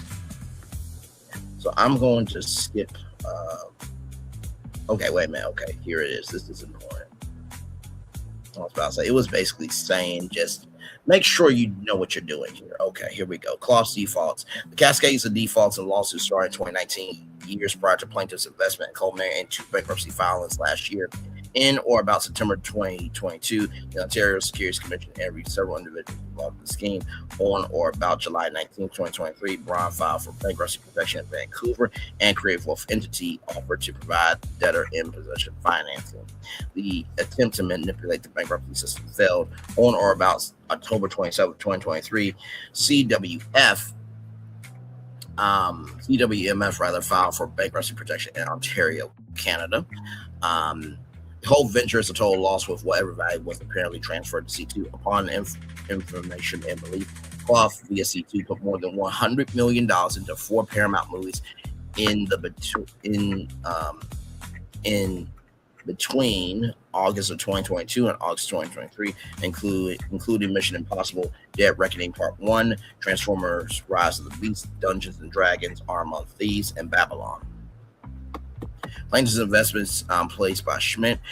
In January 2023, plaintiffs invested $1 million in CWMF via Series B note. Attached to Exhibit A and incorporated herein. Plaintiff invested $1 million long before it should have been clear to Schmidt that they were dealing with a crook after multiple defaults and significant litigation in just 6 months before the Braun bankruptcy. The investment was a part of a $20 million loan to CWMF for the production of motion pictures. Jordan facilitated the transaction for Schmidt Fowler. The Series B note promised 12% interest paid monthly. Schmidt's compensation was never disclosed. Plaintiff's investment was a total loss. Plaintiff demand rescissions of her investment pursuant to Illinois securities law. So right here, plaintiff states claims on behalf of a class similarly situated investors in CWMF for negligent misrepresentation against Smith and fraudulent misrepresentation against Clough, which led to the class to lose money entrusted with defendants totaling over $80 million. Okay, plaintiff brings this case as class action on behalf of the classes of persons identified as follows. So Clough class, all persons who invested in the Clough offering from January 1st, 2020 to December 31st, 2023. Schmidt subclass, all persons who invested into in the Clough offering with Schmidt from January 1st, 2020 to December 31st, 2023. I was about to say 2033. My God, we're not there yet. Not there yet. Excluded from the proposed class and subclasses are defendants, their respective officers, directors, and employers, affiliates, legal representatives, heirs, successors, or assignees. Plaintiff reserves the right to amend the class definition as necessary. The members of the punitive classes are so numerous that joinder of all members are impracticable, I think. Questions of fact and law as to all punitive class members predominate over any questions affecting any individual member of the punitive class, including but not limited to whether defendant Schmidt was owed a extra contractual duty of ordinary care to class members, whether defendant Schmidt breached its duty of ordinary care to class members, whether defendant Schmidt negligently misrepresented the facts of their investing in the Clough offering to class members, whether defendant Schmidt was unjustly enriched, whether defendant Clough violated the Illinois security law, whether defendant Clough fraudulently induced class members to invest, and whether defendant Clough was unjustly enriched.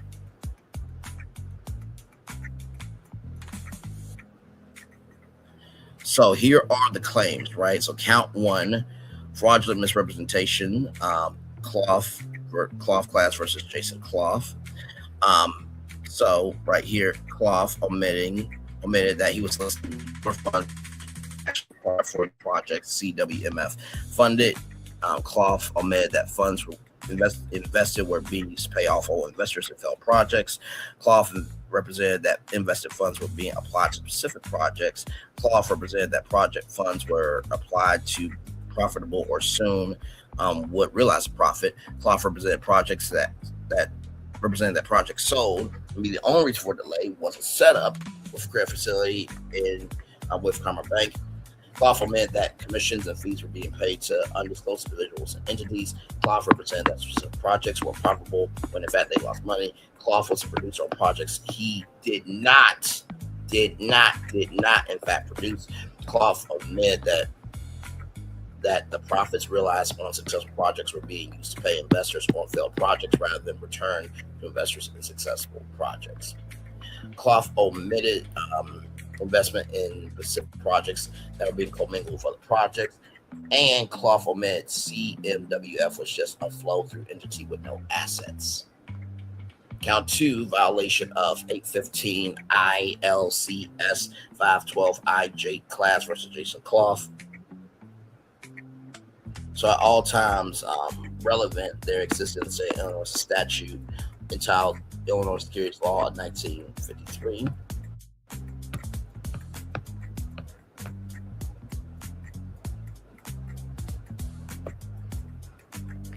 Just trying to see right here. Pursuant to Section 12 of the ISL, it is unlawful for any person to employ any device, scheme, or artifice to defraud in connection with the sale or purchase of any security directly or indirectly.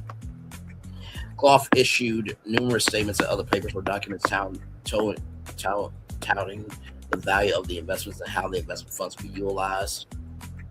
Clough's representation to the class to invest CWMF was performed in the course and scope of his employment as agent, control person, owner of CWMF.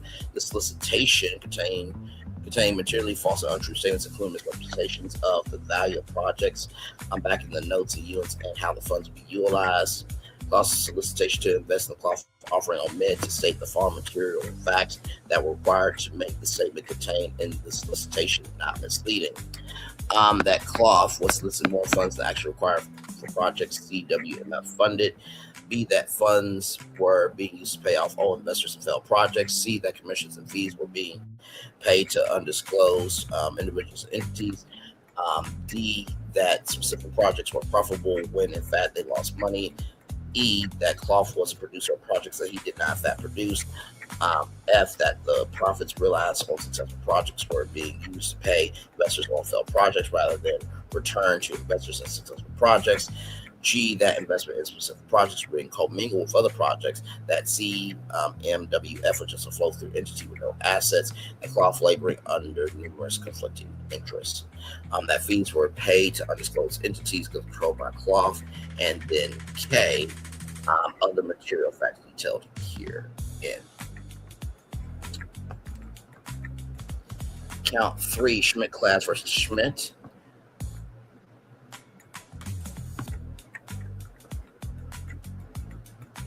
Right here is unlawful for any person to obtain money or property through the sale of securities by means of any untrue statement of a material fact or admission to state a material fact necessary in order to make the statements made in light of the circumstances under which they remain not misleading. Sandy, Ethan, and Jordan were each control persons of SAS at all relevant times and directly participate in soliciting investors via text, email, and Zoom meetings. Schmidt issued numerous statements and other papers or documents touting the value of the investments and how the invested funds will be utilized. The solicitation contained materially false and untrue statements, including misrepresentations of the value of the projects back in the notes and yields and how the funds will be utilized. Solicitation to invest in the Clough offering omitted to state the following material facts that were required to make the same contained in the solicitation, not misleading. That Clough was soliciting more funds. Basically, these are the same things here, right? That I read the first time. Right here, that Clough was laboring under numerous conflicting interests. Now, that is a new one. That fees were paid to undisclosed entities controlled by Roth and other material facts detailed here. Count 4, negligent misrepresentation, Schmidt subclass for Schmidt defendants. Those who undertake any work or call for which a special skills required as a broker-dealer have a duty not only to exercise reasonable care in what they do, but also possess a standard minimal special knowledge and ability.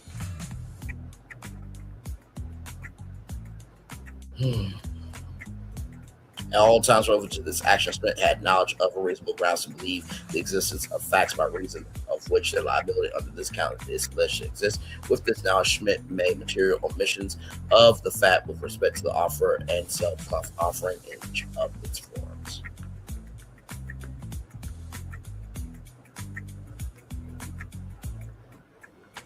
Count 5, unjust enrichment, cloth class versus cloth. Cloth received or retained the benefit from plaintiffs and the class, and inequity resulted. Cloth benefit from the sale of the investment in the cloth offering based on his fraudulent representations and his sales agent's negligent representations. Thus, all class members conferred benefit on cloth. Is inequitable for cloth to retain benefits. The plaintiffs and the class were not aware of the true facts of the investment and did not benefit from the defendant's conduct. Cloth knowingly accepted the benefits of his unjust conduct. As a result of Schmidt's conduct, the amount of his unjust enrichment should be disgorged in an amount according to proof. Count 6, I believe. Unjust enrichment, Schmidt subclass for the Schmidt defendants. Schmidt received and retained a benefit from plaintiffs and the class, and inequity as resulted. Schmidt benefited from the sale of investment in the cloth offered based on cross-fraudulent representations and their own negligent representations. Schmidt not only accepted the benefits of their unjust conduct. As a result of Schmidt's conduct, the amount of his unjust enrichment should be disgorged in an amount according to proof. I think this is count 7 right here. C2 has information essential to determination, which would probably name as additional defendants in this action. Okay. The plaintiff in any civil action may designate respondents in discovery in his or her pleading. Those individuals or entities other than the named defendants believed by plaintiff to have information essential to the determination of who should probably be named as additional defendants in the action. Persons or entities so named as respondents in discovery shall be required to respond to discovery by the plaintiff in the same manner as are defendants, and may, on motion of the plaintiff, be added as defendants if the evidence discloses the existence of probable cause for such action. A person or entity named or respondent in discovery may, upon his or her own motion, made a defendant of the action in which the case of provision of the section are no longer applicable to that person.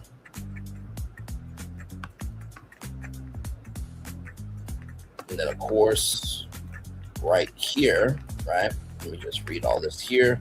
Wherefore, plaintiff, on behalf of the class, prays for the judgment as defendants as follows: finding that this action satisfies the prerequisites for maintenance as a class action as set forth 735 ILCS 5/2 -801, and certifying the proposed class as defined here, and designating plaintiff as representative of the proposed class and Alexander N. Loftus, Esquire, as the counsel, attorney's fees, all actual and compensatory damages rather caused by defendant's breach, including loss of interest of reasonable cost in excess of $80 million, unit damages against Jason Cloth in excess of $100 million, and any and all further relief that this court deems just and appropriate. Respectfully submit Alexander Loftus, former plaintiff's attorneys, Roscoe Esquire, Loftus and Eisenberg Ltd, 161 North Clark Suite, 1600, Chicago, Illinois, 60601. Phone number 312-899-6625. That's 312-899-6625. That's 312-899-6625. Alex at LoftusandEisenberg.com. Ross at LoftusandEisenberg.com. Dated March 5th, 2024. And then here are all the exhibits. Right, this is just showcasing. That was basically all the intel, right? That was all the intel. Now we're getting into the exhibits here. So this is basically just forms and documents saying how much the loan was, and all that there. So I'm just going through. I listen. I knew when I saw 90 pages, I'm like, this motherfucking thing ain't 90 pages. We're gonna read all that. I'm just showing you what we have here. I'm gonna give my final thoughts here in a minute because this was a lot. Okay. And here Callus Wealth Management. This was a PowerPoint presentation there. Okay. I can't turn it. I don't think. Can I turn it? Okay. Oh, look at that. Wow, look at that. All right, good. See, tools are useful. Okay. turned my head like this. It hurt. Anyway, here is all this.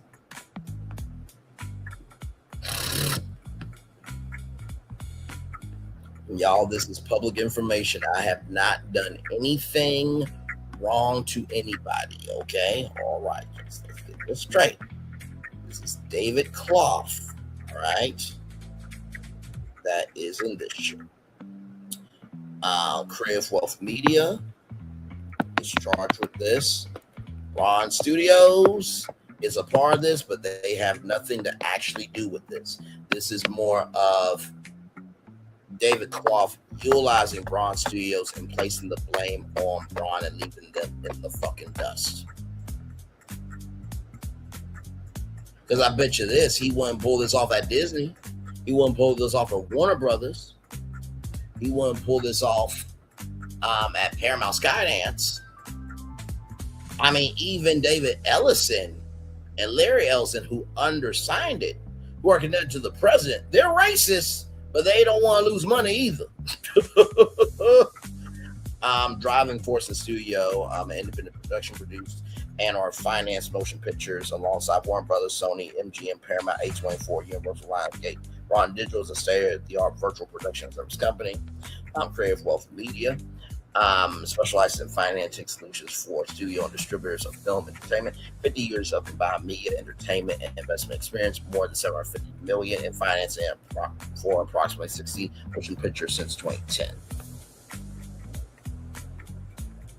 And then right here, this is Braun Studio, past, present, and future. I don't think I'll be able to really get into that. See, yep, the item was deleted. That's why I thought. Just click in each link just to see. Yep, that was deleted. I guess this was deleted too.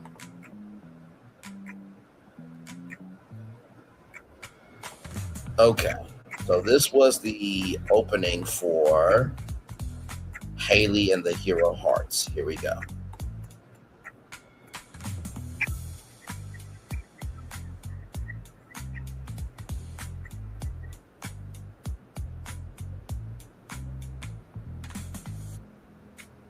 Oh, this looked like it was going to be a good show for girls. That's what's up.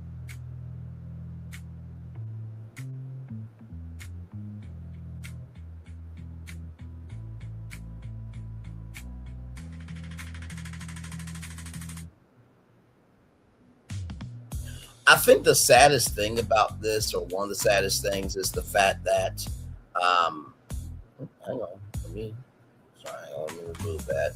Sorry, y'all, let me stop sharing screen. Let's do that again. All right, let's try this again. Haley and the Hero Hearts. Haley.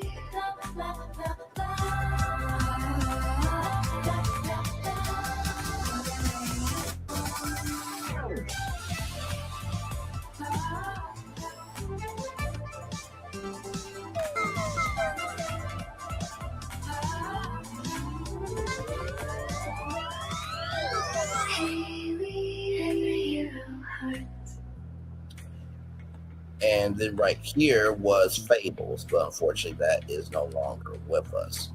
Like I said, I think one of the saddest things is the future work that could have been done by Braun Studios and all the projects that never got to see the light of day, and the staff and the crews that worked tirelessly to bring this thing forth. That's the fucking thing that pisses me off about this the most. See Joker right there has made movies into Ultimate Gear Play. Netflix animated movie clocks 37.6 million views in the first month. And then right here, look at this. Braun Studios is a rising Canadian powerhouse in content production. Who's to say that David didn't like the success of Braun Studios, and so because he didn't like Braun Studios, he said, well, if I utilize Braun Studios for all that's worth and then blame them for it and then try to get away with it, then maybe, just maybe, I could buy Braun Studios and make my own studio. That can happen. We just talked about that with the Hollywood Foreign Press Association you know, and Penske Media, with Penske Media trying to reduce the value of that organization and the Golden Globes to buy it. So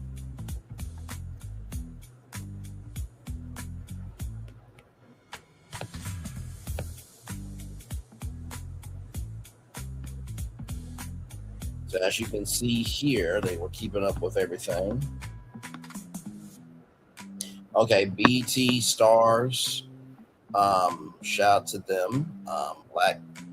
Black Focus Networks there. Spike is no longer around. That is now the Paramount Network. Showtime is no longer around. They folded that into Paramount Plus in a dumbass of a fashion move from Paramount. So you have the process here: plenary chair, due diligence review, film committee, executive review, fund review, closing process. Then here is, now this is like business behind the scenes, right? So just showing that there. I'm just showing all the exhibits, y'all. That was what, 41 pages, essentially.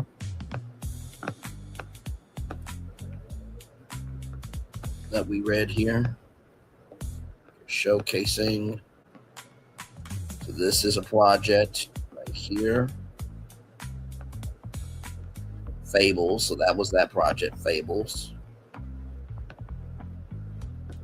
Fables is a collection of the timeless stories we've told for centuries, repurposed in a fresh and exciting way. These are the stories for which we find ourselves have learned, for which we ourselves have learned life's important lessons. Slow and steady wins the race. Kindness is never wasted. Liars are not believed, even when they speak the truth. Well, that depends on if you're being an asshole like Ticket TV. Then at that point, we just call you a waste of life that should have been swallowed by your mother, and we stump you out socially. Somebody said that Ticket TV's channel was another Uncle Tatum channel. They were unsubscribing. See, it's one thing if one person's hanging on you, but when other people are fighting back with you, it's usually on you, motherfucker. Same thing happened to Milagro Grams and Tossaway K, and always a loser and a whisper. But hey, the idiots are getting through the door, and the good people who try to do good can't even get to the door. It's a damn shame. Fucking damn shame at that. The stories, all the fables chosen for our series are from the public domain, but we attempted to add new life into traditional tales, expand on the original stories for further humor and character.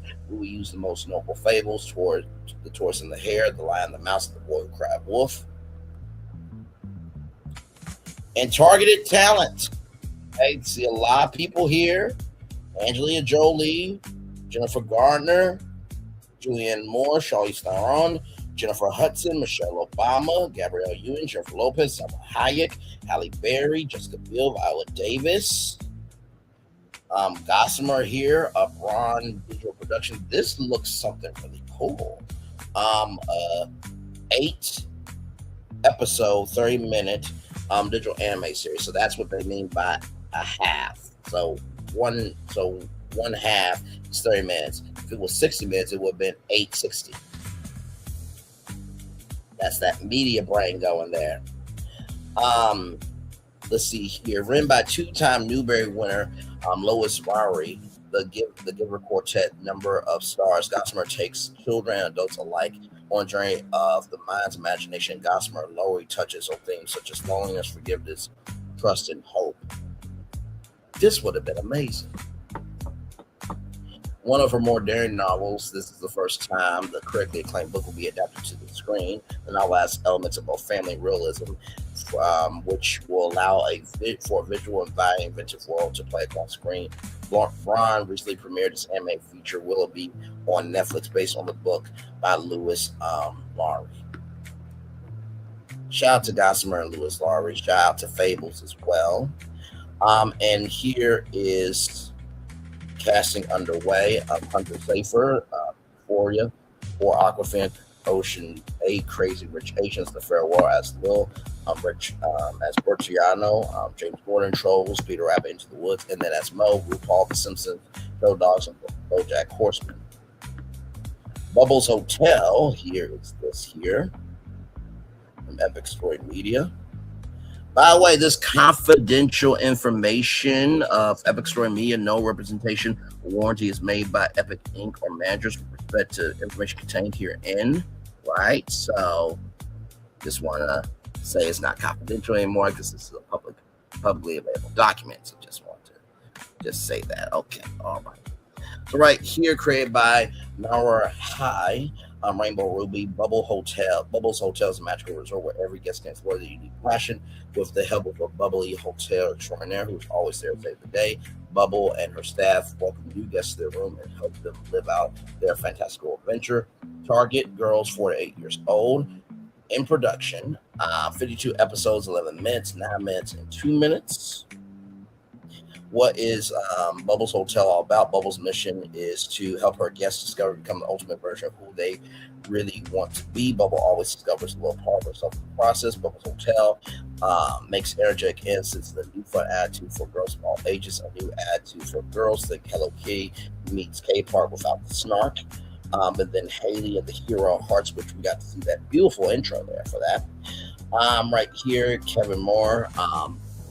Mower Meta Story. Kevin is an experienced and proven creator with a rich breadth of experience and a deep passion for creating stories for kids and all family that are mission driven. He's a Gemini and a 2-time Emmy Award winning show creator and also the holder of multiple patents. He founded Hasbro's entertainment division, putting Hasbro on the path to content success while running Hasbro's worldwide research and development group. Kevin's also the founder of Mower Meta Story, is broadly known as the franchise story doctor for the kids and all the family entertainment business clients. That includes DreamWorks Animation, Universal, DC Comics, Warner Games, Mattel, Lego, Briar, and so many more, rather. Kevin's also the co-founder and CEO of Huge Play Premium direct-to-consumer toys. Beyond a good, nurturing community and home life, I believe stories are the greatest, most lasting impact we can have on the future of our children and the children in the future. Our children will shape for us all. As creators, we need to be inspired by the rapidly evolving ideas, community, and possibilities of our world that bring inspiration to our children, inventive ways that reach into the moments they are living in and give them the tools to explore themselves and become better human beings shaping a better world. What Haley's all about, learning how to deal with your big emotions. I think Ticket TV could use this show, but yet he doesn't give a fuck about a black kid being dead, and he doesn't want us to judge white people, those boys in Bart, for not deleting people, but yet he got big mad Officer Tatum from holding back evidence with other people, and he got big mad at me because I called him out on his shit tonight. But if he can't take information from an adult, I'm sure he can't take in information from a children's show. Maybe his brain is from 4 to 8 years old. We don't know. I mean, some brains did not develop after the age of 26. And then here is Jason Clough here. This is his resume here. He has worked on Apple's TV, Tom Hanks' World War II film, Greyhound. He's worked on the morning show, the upcoming film release Candyman. He was a director of Braun Media Group. He joined Braun Studios in September 2014 as a key strategic and financial and investor management role. He has executive produced more than 77 feature films with producer Braun Studios along the way, raising excess of $750 million for the film industry. Then, of course, he worked on Fences. Okay. Paramount, Joaquin Phoenix led Joker, Warner Brothers, Charlize Theron led Bombshell, Lionsgate, Adams Family, MGM Studios, Good Liar, Warner Brothers, Queen and Slim, Universal. Here's Sandy Schmidt here, and all his credentials here. He earned his BS. That's Bachelor of Science, not bullshit, in accounting from the University of Illinois at Chicago. He also earned financial credentials of CFP, Certified Financial Planner, International Board Certified Financial Planners, CHFC, Char Financial Consultant, CLU, Char Life Underwriter, and has FINRA Series 6, 63, 65, and 22 securities registration. And then here is Ethan Schmidt. the son of, the son of Sandy Schmidt. My bad, y'all. I'm right here. So he's a certified planner, CPF chart, retirement plan counselor, CRPC, licensed insurance advisor, holds Security 7 and Series 66 securities registrations with FINRA. And of course, Sanford Schmidt and Ethan Schmidt, that is their emails and phone numbers. I'm not doxing. We got through all of that, ladies and gentlemen, in 2 hours, 29 minutes, and 52 seconds. I didn't know if I could do all that. I thought I was going to have to read 90 pages, but yeah, you could have had that. This was 41 pages. I got to tell you something. What a time to be alive, right? To be ahead of the culture, as we often do around here. I truly believe that that's an open and shut case. To take money that was for not just films, not just TV, but also to help children out, you a fucking piece of shit. You also are a fucking piece of shit for screwing over Bronze Studios. And I'm sorry to the staff, the crew, the C-suite. Y'all did not deserve that. Now, I don't know if this was the thing that made Bronze Studios fall, but if it was, I believe that Jason Clough deserves to pay back Bronze Studios every fucking thing they deserve. And I believe Bronze Studios' name should be back. One moment does not define you, although it can in some circumstances. Once again, Ticket TV being a dumbass, piece of shit bastard, Officer Tatum, always a loser, DL Whisperer, Logograms, Toss Away K, all right, and many others. Sometimes you really want to be in the industry, but then when you see a lawsuit like this, it really makes you think like, nah, I'm good. But also, too, this is why you have your own platform. So when you finally get in the industry, you can never be fired because you did the work to always be employed for yourself. We'll take a commercial break. We'll be back right after this. We are live on tour. Like, comment, share, subscribe. We'll be back right after this. Roll it, everybody.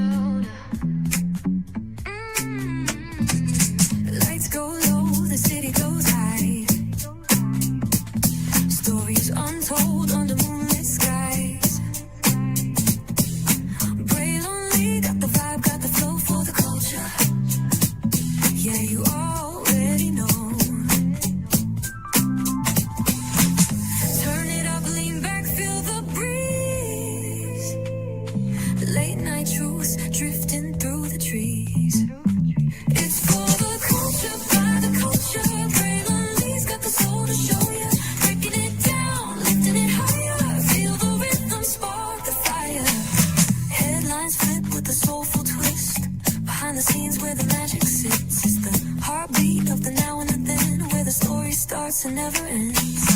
Tune in, lean and feel the groove. Every moment, a vibe you can't lose. It's for the culture, by the culture. Braylon Lee's got the soul to show you. Breaking it down, lifting it higher. Feel the rhythm, spark the fire.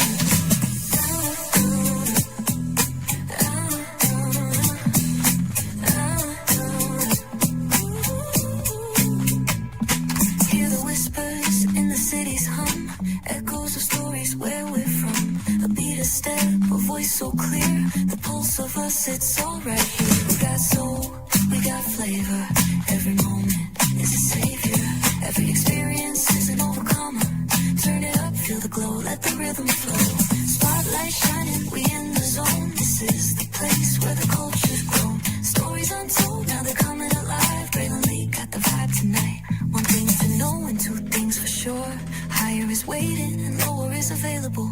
But either way, we gotta go on tour. It's Braylon Lee's virtual world tour where the culture makes its move. Feel the love, feel the truth. This is us, this is you. From the unknown, the unembraced and more. This show, this brand, and the possibilities of what can be is all here for you. I'm just a kid from the rock, trying to be a rock for people, trying to make it best they can to become.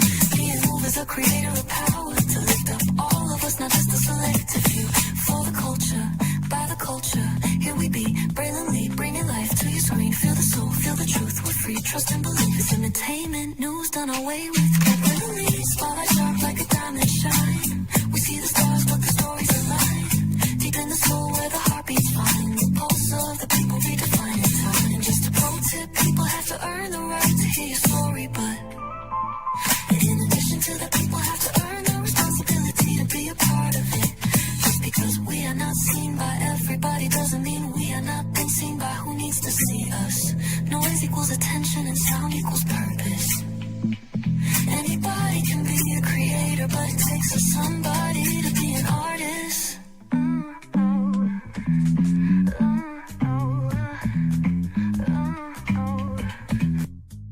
Introducing the greatest escape in the Caribbean, the island you've been waiting for. Welcome to the Great Life on Great Stirrup Cay. This is the greatest pool you've ever seen life, 28,000 square feet of it, and the epic water park life. It's where you can truly experience the whoa life and the floating through paradise life. It's time to escape to a mind-blowing, sky-high tower of water slides and a here we go life. Escape to the one more please wherever you please life and kick it into high gear. Escape to where you can kick back and relax. The great life is waiting. Escape to the incredible new Great Stirrup Cay, only with Norwegian Cruise Line.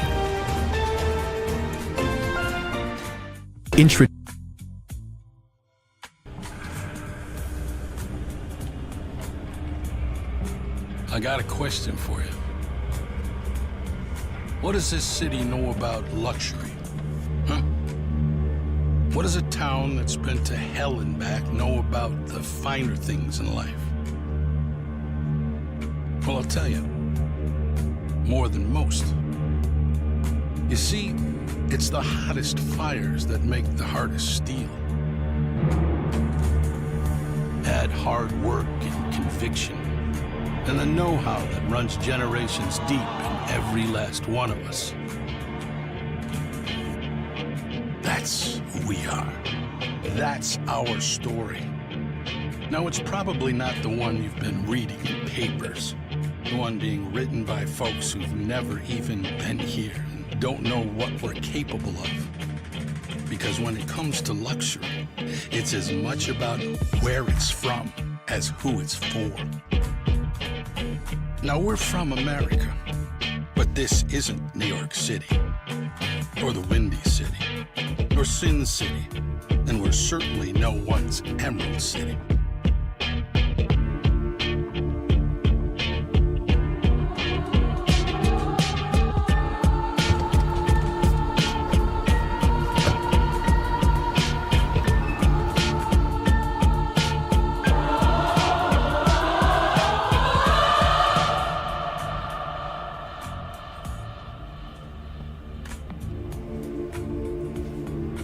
This is the Motor City, and this is what we do.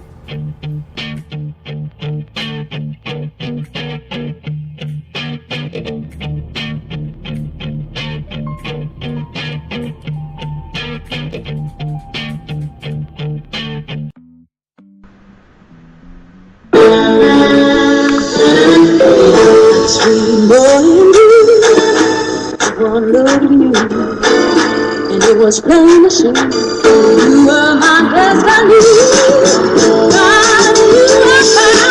I come from nothing. Our son is your son. Welcome to the celebration.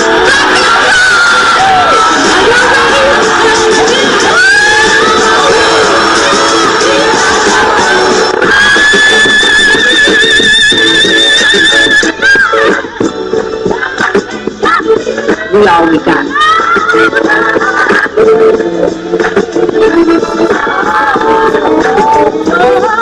I'll see that.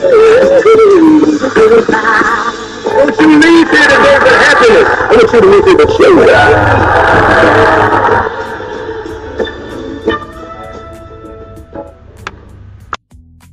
Power 923 Jams and the Arkansas Minority Health Commission encourages you to take the COVID-19 vaccine to help keep you and your loved ones safe. Involved in our community, the People Station, Power 923 Jams. KIPR Pine Bluff, Little Rock, KFOG, Little Rock, a Cumulus Media Station. And now, back to the jams. Hip-hop. Drake. Girls want girls where I'm from. Yeah, well, girls want girls where I'm from. R&B. J. Howell. Just 'cause I love you and you love me. And now, bumping back-to-back continuous music with another fresh new jam. Heard here first on the People Station, Power 923 Jams. McDonald's, I'm loving it. McDonald's, I'm loving it. McDonald's, I'm loving it. I love you so much. I tell you thrice. Welcome back into Brainley's virtual tour live. You know, like I said before, I didn't know what this platform was going to be about. Didn't know who I was going to be on it. Didn't know who I would connect with. But what a joy, a thrill, and a privilege it is to be able to bring you stories that, quite frankly, you won't see on mainstream media. Do you think you're going to see this story that I talked about on mainstream media? You probably won't. There's a couple of places, you know, KTLA, Associated Press, but like I'm talking about like Good Morning America Today, and forget CBS Morning Star. I got more juice than them. Okay, listen. No, you won't. You won't see this type of detailed coverage of this. And if a guy from Canada can hurt a movie studio that could have done great work, imagine what other corruption is happening in Hollywood. Imagine what other corruptions is happening in other industries. Somebody's trying to be a financier. They're making $1 out 15 cents, but not giving you any of the money, right? They're trying to keep it all for themselves. What you do has consequences. That's the first thing I want to tell you, right? The second thing I will say to you is when you are responsible, understand the weight of it. And the third thing is not everybody is going to be successful in life, right? But you don't have the right to be disrespectful to the spaces that you honestly had a 99.9% chance of never stepping into. The least you can do is be respectful to people. So, that being said, y'all, it's time for the best outro on YouTube. Know what you do and do what you know. Never say one point special because you are always one of us. And trust, you may not be where you want to be, but by the end of it, you'll be where you need to be. Doing what you've been chosen to do, rather. Why is one thing to call yourself is another to be chosen. One love, much love, all love. I have spent time with you. You have spent time with me. And hopefully, I spend time together. Rise and break together. And always remember what you're doing: radio, television, YouTube, living your best life, or just showcasing factual information. Just trying to let people know, hey, listen, be careful of making sure that your voice doesn't get diluted for somebody else to make profit off of you. Make sure the replay is not just for you watching, not just for you listen to it, but if you want to experience it again. I love you. I value you. I embrace you all. Always remember, see love, you gotta give, see love, you gotta give, see love, you gotta give it. Wherever obstacles you overcome, where success you have achieved upon this particular day, I'm extremely proud of you, but no one else is proud of you. Be proud of your damn self. And finally, y'all, recognize this: the first shall be last, the last shall be first. The first shall be last, and the last shall be first. The first shall be last, and the last shall be first. There's been a lot of people being last, doing the right thing for a long time. They're about to be first in life. There's a lot of people who've been first and been doing a lot wrong, like Ticket TV, Officer Tatum, and David Clough, and Milagro Grams, and Toss Away K, and Always a Loser, and Leo Whisperer. But they're going to be last. Just make sure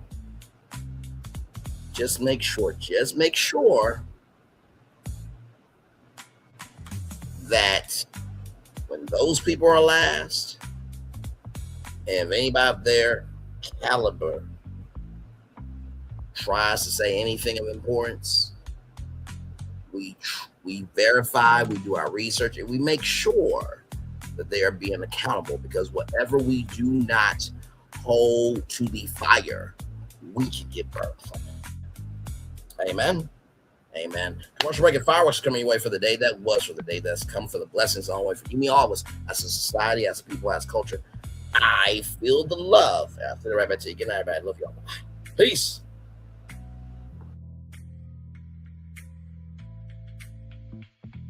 I thought I should tell you, they've been talking about you. Yeah, they've been talking about you. They've been talking about the fact that they've done everything they could to stop you, and everything they could to block you, but you still win. They've been talking about the fact that they have undermined your success, and they have tried to sabotage your seasons, but you keep winning. They've been talking about the fact that even though they don't like each other, they get together to try to kill you, but you keep winning. They've been talking about the fact that you were voted least likely to succeed, but like cream, you keep rising to the top. They've been talking about how they tried to burn your world down, but like the phoenix, you rose from the ashes. They've been talking about you, and you know what they say? Oh, she's just lucky. He's just lucky. But no, you ain't lucky. You're anointed. You got something on you. You got favor on you. You got power on you. You were born to win. Now, they can call it luck, but it's grace. They can call it luck, but it's favor. But whatever they call it, it doesn't matter, because you know what God calls you? Do you know what God calls you? A winner. I thought I should tell you, they've been talking about you. Yeah, they've been talking about you. They've been talking about the fact that they've done everything they could to stop you, and everything they could to block you, but you still win. They've been talking about the fact that they have undermined your success, and they have tried to sabotage your seasons, but you keep winning. They've been talking about the fact that even though they don't like each other, they get together to try to kill you, but you keep winning. They've been talking about the fact that you were voted least likely to succeed, but like cream, you keep rising to the top. They've been talking about how they tried to burn your world down, but like the phoenix, you rose from the ashes. They've been talking about you, and you know what they say? Oh, she's just lucky. He's just lucky. But no, you ain't lucky. You're anointed. You got something on you. You got favor on you. You got power on you. You were born to win. Now, they can call it luck, but it's grace. They can call it luck, but it's favor. But whatever they call it, it doesn't matter, because you know what God calls you? Do you know what God calls you? A winner. I thought I should tell you, they've been talking about you. Yeah, they've been talking about you. They've been talking about the fact that they've done everything they could to stop you, and everything they could to block you, but you still win. They've been talking about the fact that they have undermined your success, and they have tried to sabotage your seasons, but you keep winning. They've been talking about the fact that even though they don't like each other, they get together to try to kill you, but you keep winning.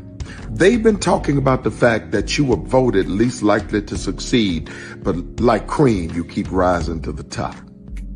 They've been talking about how they tried to burn your world down, but like the phoenix, you rose from the ashes. They've been talking about you, and you know what they say? oh, she's just lucky. He's just lucky. But no, you ain't lucky. You're anointed. You got something on you. You got favor on you. You got power on you. You were born to win. Now, they can call it luck, but it's grace. They can call it luck, but it's favor. But whatever they call it, it doesn't matter, because you know what God calls you? Do you know what God calls you? A winner. Good evening. My name is Mark Woodbury. I'm the chairman and CEO of Universal Destinations and Experiences. Well, we're finally here. Tomorrow we begin a new chapter at Universal Orlando Resort as we open Epic Universe. We built this place for you. I want to thank you, our fans, for your love of our stories, characters, and immersive experiences that inspired this incredible place. Epic Universe represents over 8 years of meticulous planning, immense creativity, and innovation, combined with unmatched craftsmanship and operational excellence on the part of thousands of people who have brought to life the stories and characters that live beyond each of Epic's portals. But it represents so much more. Your love of Universal and the deep connections we've shared together here in Orlando over the past 30 years inspired us to dream bigger and to push the boundaries to create something extraordinary for you and for generations of fans and families to come. And tomorrow, as we open Epic Universe, I can't wait for you to experience this place for yourself. Now it's your turn to step inside, to lose yourself, and to share this place with the ones you love most. As we open this park, we hope your world becomes a little more epic. Tomorrow, Epic Universe becomes yours.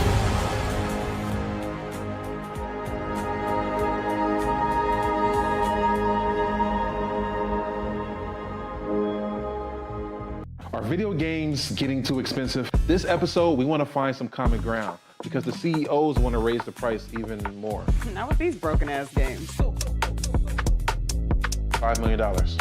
That's how much San Andreas costs to make. Is it their fault for selling or our fault for buying? Corporations claim all this stuff. Devs say otherwise. Sports gamers, cozy gamers, whatever you call the people who play Power Wash Simulator. I think it stings a little bit more because I'm spending my actual money and my mom is not. Imagine they get rid of all movie theaters and then charge you the same price to watch the same movie at home. That's like every streaming service. It doesn't have to be the longest of games, but am I having fun with it? This is Lex. I'm Ronell. Let's get right into it.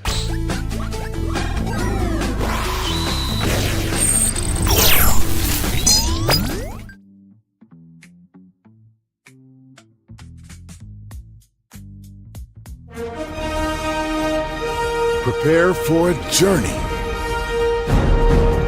beyond imagination,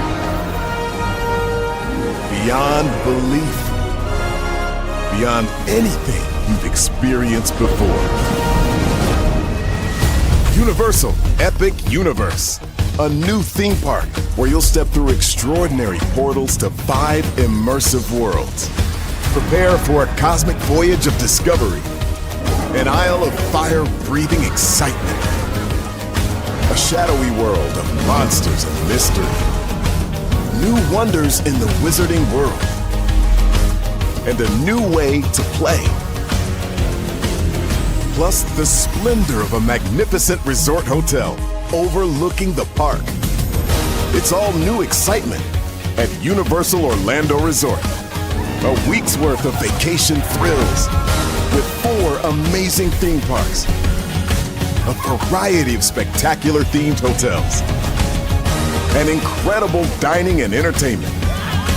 It's all at Universal Orlando Resort, where you'll find new adventures every day. Explore the astonishing worlds of Universal Epic Universe at Universal Orlando Resort. Because here's the thing, a good streamer can find other content. Because here's the thing, a good streamer can find other content. Because here's the thing, a good streamer can find other content. Because here's the thing, a good streamer can find other content.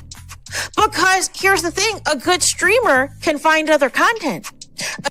Because here's the thing, a good streamer can find other content. Because I've been moving on my own accord, covering Black culture. There is more to life. I heard that, friend. Braylon, shout out to Braylon. Make sure y'all go follow Braylon in case y'all haven't. I love your content. I have been moving on my own accord, covering Black culture. There is more to life. I heard that, friend. Braylon, shout out to Braylon. Make sure y'all go follow Braylon in case y'all haven't. I love your content. I have been moving on my own accord, covering Black culture. There is more to life. I heard that, friend. Braylon, shout out to Braylon. Make sure y'all go follow Braylon in case y'all haven't. I love your content.